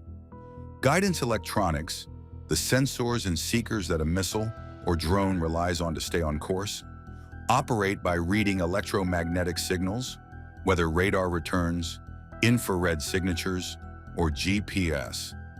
A plasma layer between the seeker and its target introduces interference that those systems weren't designed to handle. In some scenarios, the disruption is enough to send the weapon off course before the laser ever physically contacts the airframe. In others, the thermal spike destabilizes the warhead's fuse mechanism and triggers early detonation at a safe distance from the ship. That's a different kill mechanism than burning through a missile's skin. It means the laser doesn't necessarily need a sustained dwell time on the target. The plasma effect can act faster and at greater range than direct thermal damage alone. Boeing and Lockheed Martin both hold research contracts tied to this area of plasma-based area denial, and the Navy's Surface Warfare Directorate has publicly acknowledged directed energy area effects as part of its long-range defense architecture. The language in those disclosures is cautious, as it always is with emerging systems, but the direction is clear. The honest limitations matter here, though, because this technology deserves accuracy more than it deserves hype. Plasma effects are strongly range-dependent. The denser and more coherent the plasma region, the closer it has to be generated to the target to have useful effect. Weather plays a real role too. High humidity, rain, and the kind of sea state conditions a carrier actually operates in can all reduce the effective range and stability of the plasma field. These aren't deal breakers, but they are constraints that mean plasma-based deflection functions as one layer in a system, not a standalone solution. Sustaining a beam powerful enough to generate and hold a plasma field in open air also demands something most warships simply don't have: continuous megawatt-class electrical output. That requirement ties directly back to why Ford-class carriers are at the center of this program.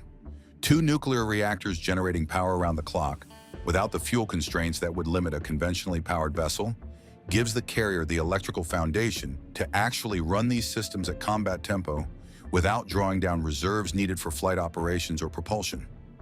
And the United States isn't doing this in a vacuum. China's Type 003 carrier program, their most advanced flat top, is proceeding alongside a directed energy research effort that Chinese state media has discussed openly. Their scientists are publishing in the same physics journals. The plasma and high-energy laser work happening on both sides of the Pacific is running in parallel, and neither side is unaware of what the other is doing. This is an arms race in a domain most people haven't started watching yet. So where does all this actually stand right now? The Navy's FY 2024 and FY 2025 budget requests both contain specific line items for carrier-based directed energy integration. This isn't a research paper or a concept study collecting dust in a Pentagon drawer. It's funded. Contracts are active, hardware is being built, and test schedules are running. That distinction matters because a lot of defense technology lives permanently in the promising but theoretical category. This one crossed out of it. The program anchoring the laser side of the development is called the Solid-State Laser Technology Maturation Effort, and its stated goal is fielding a system at 300 kilowatts or above on a surface combatant by the late 2020s. The Ford-class carriers are the proving ground, but the intent is to migrate the architecture across the fleet once the integration problems are solved at scale. What gets proven on a nuclear-powered carrier eventually gets adapted, sometimes in reduced form, for the destroyers and cruisers operating around it. The urgency behind that timeline didn't come purely from internal Navy planning. In 2023, the Pentagon launched the Replicator Initiative, a push to field thousands of autonomous systems rapidly in response to the drone threat peer adversaries now present. What Replicator implicitly acknowledged is that drone swarms are no longer a future problem. They're a current one. Directed energy solutions became a higher priority specifically because kinetic responses to mass drone attacks are logistically unsustainable. You can't build interceptors faster than an adversary can manufacture cheap drones, and the cost exchange always favors the attacker under that model. What the Navy is building toward isn't a single emitter mounted somewhere on a flight deck. The operational concept is a networked array, multiple directed energy emitters distributed across the carrier strike group, each covering different threat sectors, all coordinated through AI-assisted targeting software that can prioritize and sequence engagements faster than any human fire control team. The carrier doesn't fight alone. Its escorts carry their own systems. The network as a whole presents a layered, overlapping defensive perimeter where lasers handle the close-in drone and missile swarm threat, while longer-range kinetic interceptors stay in reserve for ballistic and hypersonic threats that directed energy can't yet reliably defeat at distance. Neither layer replaces the other. That's the point. The goal is to stop spending evolved Sea Sparrow missiles on targets that cost less than a used car and redirect that kinetic inventory toward threats that genuinely require it. The geopolitical implications of getting this right run deeper than any single procurement decision. In a Taiwan Strait confrontation or a standoff in the Strait of Hormuz, a carrier strike group that can absorb a swarm attack without depleting its missile magazine doesn't just survive the opening exchange, it stays in the fight. Right now, a sustained saturation attack forces a commander to choose between expending irreplaceable interceptors and pulling back out of range. A directed energy network removes that choice, and with it, removes one of the primary levers adversaries are counting on to neutralize carrier power projection without a direct fleet engagement. That's the strategic shift. Not more firepower, a different kind of endurance. The honest tension sitting underneath all of this is timing. The technology is real, the funding is confirmed, but adversary counter-development is running on a parallel track, and the window between successfully tested and fully fielded across the fleet is measured in years. History is consistent on one thing. That window is exactly where the most dangerous miscalculations happen. The Ford-class carrier is not just adding a new weapon, it's becoming a fundamentally different kind of warship, one that defends itself with electricity instead of ammunition, and whose magazine effectively never runs dry. That changes what a carrier can do, and who has to think twice before challenging one. From its inception, the Russian Su-57 stealth fighter caused quite a stir. Its advanced capabilities have raised concerns in other nations, including the United States. As Russia's first fifth-generation stealth aircraft, the Su-57's performance has been compared to the F-22 Raptor, one of the United States' most formidable fighters. But can the Su-57 match or even surpass the capabilities of Western aircraft? In a dogfight, would the Su-57 have the upper hand over the F-22? Or would the American fighter remain dominant? Join us as we explore the insane capabilities of Russia's $273 million stealth jet, which will destroy the West. The Su-57, Russia's advanced fifth-generation stealth fighter, has sparked significant debate since the first day. As the successor to the iconic flanker and a product of over a decade of development, it has drawn mixed reactions. While it represents advanced Russian aviation, some in the West argue it is merely a derivative design. Despite being positioned as the future of the Russian Air Force, only a limited number have been produced, raising questions about its viability. Stealth aircraft became a priority for military powers during the 1980s, with the United States leading the way through the Advanced Tactical Fighter program that ultimately produced the F-22 Raptor. However, misconceptions persist about stealth technology. Contrary to popular belief, stealth does not render an aircraft invisible to radar. Instead, it minimizes detection time, delaying an enemy's ability to achieve a radar lock. This principle underpins the designs of the F-22, an air dominance fighter meant to neutralize threats before adversaries can respond, and the B-2 bomber, built to evade defenses and penetrate deep into enemy territory. With the Su-57, Russia aimed to combine stealth with maneuverability, promising an aircraft capable of countering Western advancements. But is it an underestimated game changer or merely overestimated propaganda? In response to emerging technologies in military aviation, Russia adopted a different approach, prioritizing high performance over stealth. This philosophy led to the launch of their fifth-generation jet program, known as the MFI. The program aimed to develop a competent aircraft with moderate radar cross-section reduction. This effort culminated in the creation of the MiG-1.44, which ultimately failed, showing the broader challenges Russia faced during the 1990s.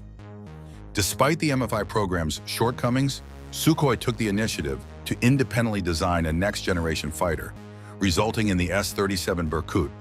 This self-funded project was a technological demonstrator, showcasing advanced capabilities, including its iconic forward-swept wing design. The S-37 symbolized a vision for the future of the Russian Air Force, inspiring further innovation.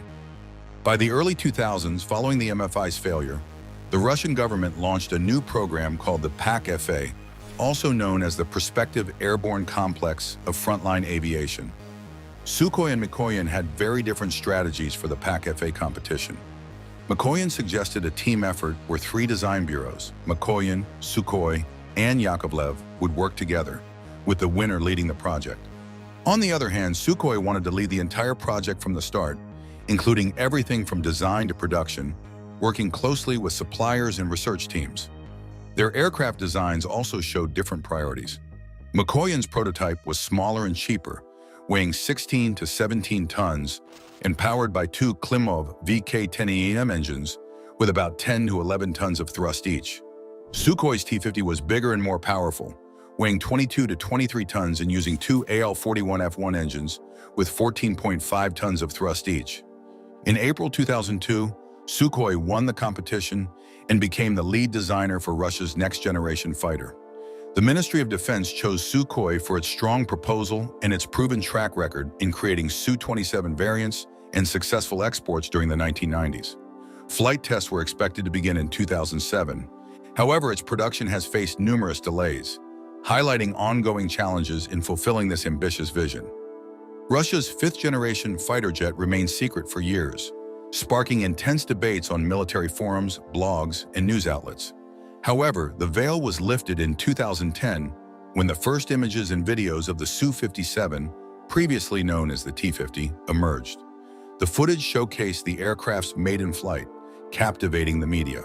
Critics quickly dismissed it as an imitation of the F-22 Raptor. But the truth lies somewhere in between. The Su-57 stands out as a unique platform with distinct design choices. While its wing shape may resemble American fifth-generation fighters, the resemblance ends there.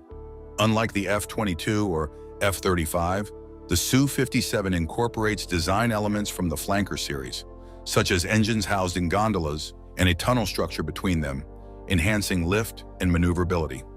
The aircraft's canted vertical stabilizers reduce radar visibility, a crucial feature for stealth, and function as control surfaces, a concept reminiscent of the YF-23. This American prototype was lost to the F-22.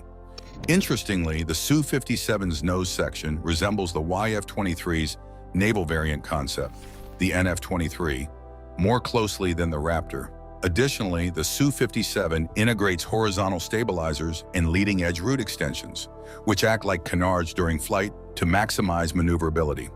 These design choices highlight its focus on agility and versatility. From its prototype stages onward, the Su-57 has demonstrated a blend of innovation and inspiration, solidifying its position as a distinctive and formidable aircraft. From its inception, the Su-57 has showcased a design philosophy centered on maneuverability and versatility, setting it apart as a unique player in fifth-generation fighter jets. Unlike the advanced stealth coatings of the F-35 and F-22, the Su-57 uses radar-absorbent materials sparingly, focusing on critical areas like hatches or sections prone to radar wave scattering. This limited application reduces the jet's radar cross-section by 20% to 90%, far from the exaggerated claims of massive reductions. While the Su-57 cannot match the stealth of its American counterparts, it's stealthy enough for Russian standards. Modern radars would still struggle to track a target with an RCS below 1 square meter. However, the Su-57's stealth effectiveness is hindered by its exposed engines in the rear, which likely results in a higher RCS compared to the F-35 and F-22.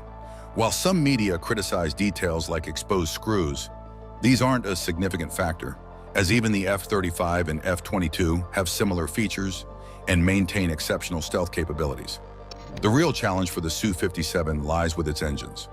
Russia repeated a familiar Cold War mistake by starting the development of the aircraft before designing its intended engines. While other successful jets like the Rafale and Su-27 also began testing with interim engines, they quickly transitioned to their proper power plants. The Su-57, in contrast, still relies on engines not explicitly optimized for its design, limiting its full potential. The story of the Su-57's engine development is long and still unfinished. Currently, the Su-57 jets in production are powered by AL-41F1 engines, which are closely related to those used in the Su-35. While these engines are reliable and robust, they are not the original design and vision for the Su-57. Instead of being based on the AL-41FS developed for the older MFI program, they are adaptations of the older AL-31 engines. This means that unlike some fifth-generation fighters, the Su-57 may not achieve sustained supercruise, flying at supersonic speeds without afterburners when carrying a full combat load. For comparison, even the Su-35 can only achieve supercruise in a lighter configuration. On the bright side, the AL-41F1 engines feature 3D thrust vectoring, giving the Su-57 exceptional agility and maneuverability. The Su-57 is a formidable dogfighter with a thrust-to-weight ratio of over 1, even in combat configurations. However, modern air combat has shifted away from traditional dogfights, making this capability less critical in most scenarios. The future engine for the Su-57, called the Li-30, is expected to bring substantial improvements. It's designed to enable supercruise at speeds up to Mach 1.5, incorporate serrated nozzles like the F-35's F-135 engine, and potentially introduce a flatter, stealthier nozzle design inspired by the S-70 Okhotnik drone. These upgrades aim to improve stealth and reduce the visible titanium areas affecting the Su-57's radar signature. However, it's unclear when these new engines will enter service. One of the Su-57's most promising developments is its collaboration with advanced drones like the S-70 Okhotnik. This wingman drone is far more focused on stealth, with a sleek design and large payload capacity. Working alongside the Su-57, these drones could change the dynamics of air combat. For instance, the Su-57 or an AWACS aircraft could identify enemy targets, while the S-70 drones engage them undetected. This teamwork could make the Su-57 and its drones a powerful offensive or defensive force.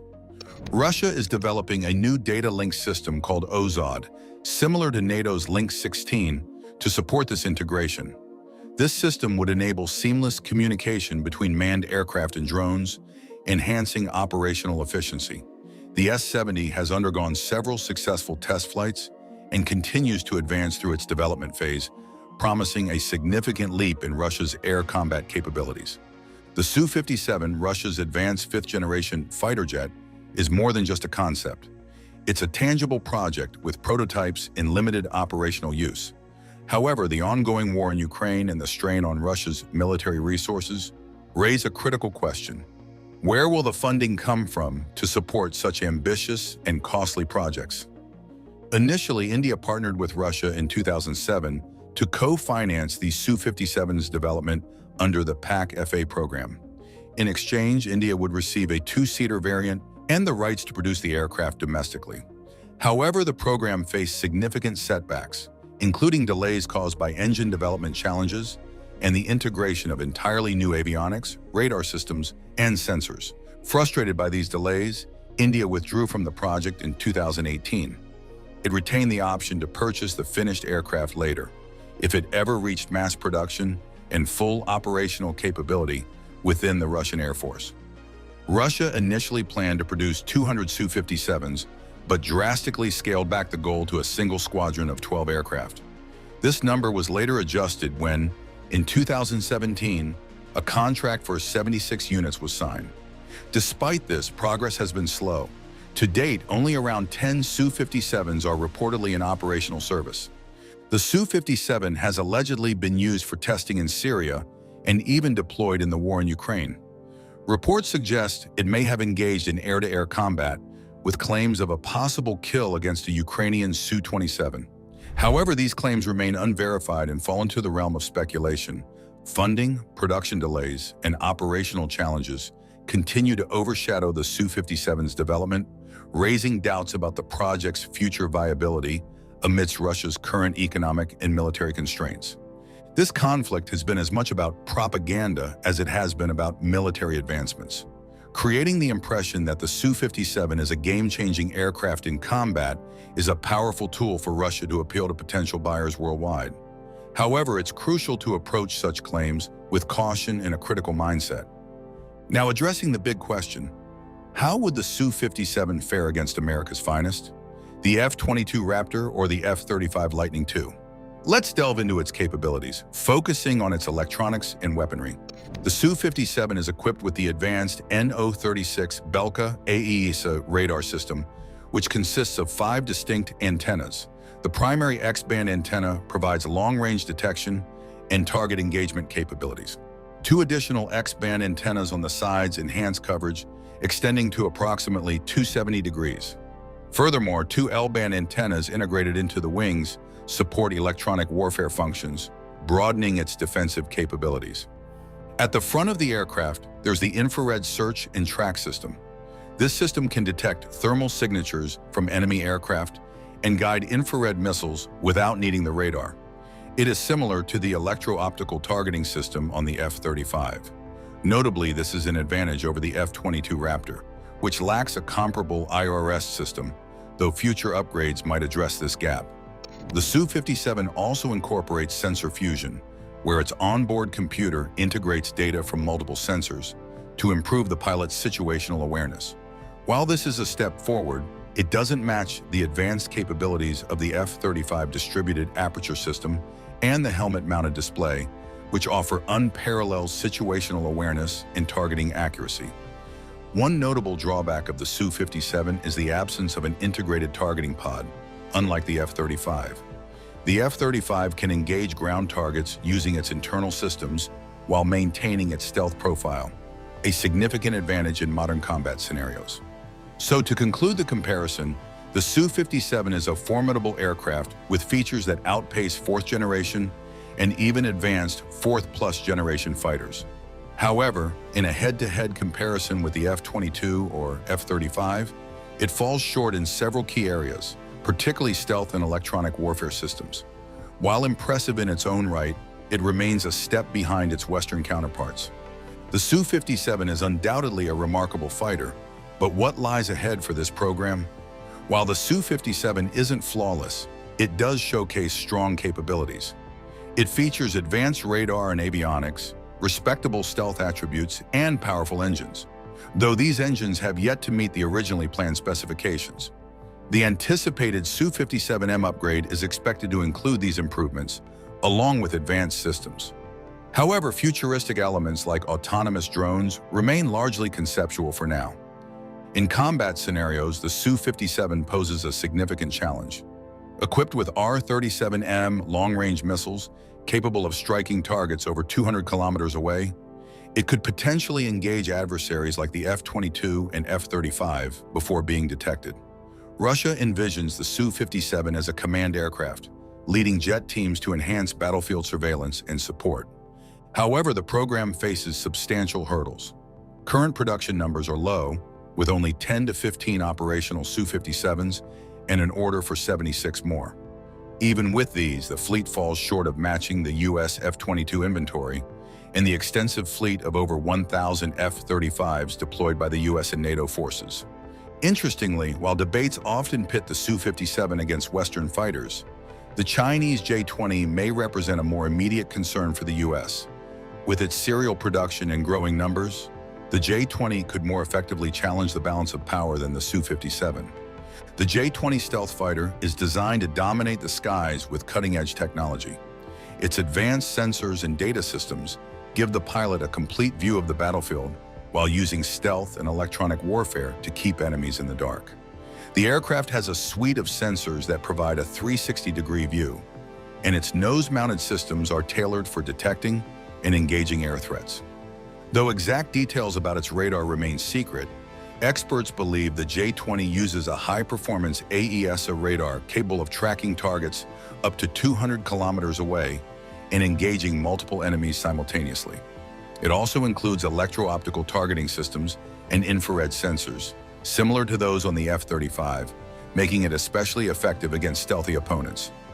Pilots enjoy a fully digital setup inside the cockpit with a massive touchscreen display, additional auxiliary screens, and a wide-angle holographic HUD for critical data. The helmet-mounted display lets pilots aim and fire weapons by looking at the target, even at extreme angles. Recent reports suggest the J-20 is also capable of airborne early warning and control, further boosting its versatility. With all these features, the J-20 blends stealth, precision, and cutting-edge avionics into one formidable package. The J-20 fighter jet is designed to carry advanced weapons for various missions. Its primary weapons bay can hold long-range air-to-air missiles like the PL-15 and PL-21, as well as precision-guided bombs such as the LS-6 series. Two smaller side bays near the air intakes are made for short-range missiles like the PL-10. These side bays are built for stealth, letting the doors close quickly before firing, making launches faster and harder to detect. The central bay can fit up to 4 long-range missiles, while the side bays each hold 1 short-range missile. By 2023, reports suggested China was working to boost the J-20's missile capacity. A new staggered setup could allow 6 PL-15 missiles to fit internally, and a slimmer missile called the PL-16, designed with folded fins and a compact frame, is also in development. Despite its smaller size, the PL-16 matches the PL-15 in performance. The J-20's primary mission is air combat, using missiles to take down enemy aircraft and critical aerial targets. It might also handle precision strikes with air-to-ground weapons or anti-radiation missiles. While its wings can carry extra fuel tanks or larger weapons like the PL-17, this would reduce its stealth, so it's not the jet's primary role.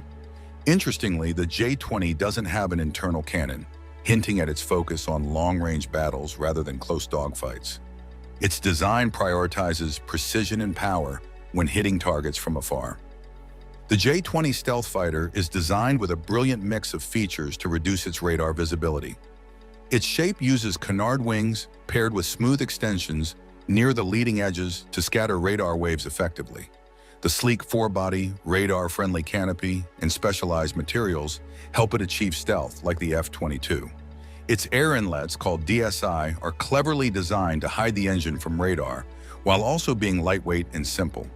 The J-20's weapons bay has flat bottoms, doors have jagged edges, and cooling vents have mesh covers to improve stealth further. While some argue that using canards could hurt its stealth, experts point out that canards can work with low observable designs, as seen in other stealth aircraft. Advanced flight controls and careful engineering make them viable for stealth. The aircraft also uses composite materials and radar-absorbing paint.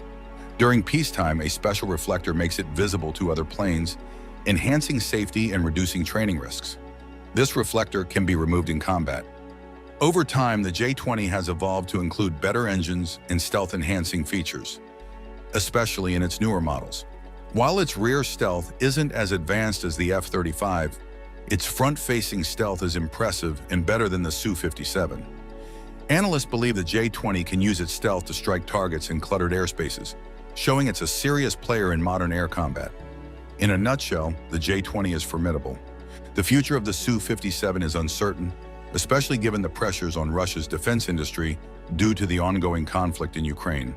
Nonetheless, its design and the F-22 will likely influence the development of next-generation fighter aircraft for years to come. Despite criticisms, the Su-57 remains an impressive platform, hinting at the potential change of the future of aerial warfare. Thanks for watching. While you are still here, click on the link on your screen to check out another of our videos. See you there.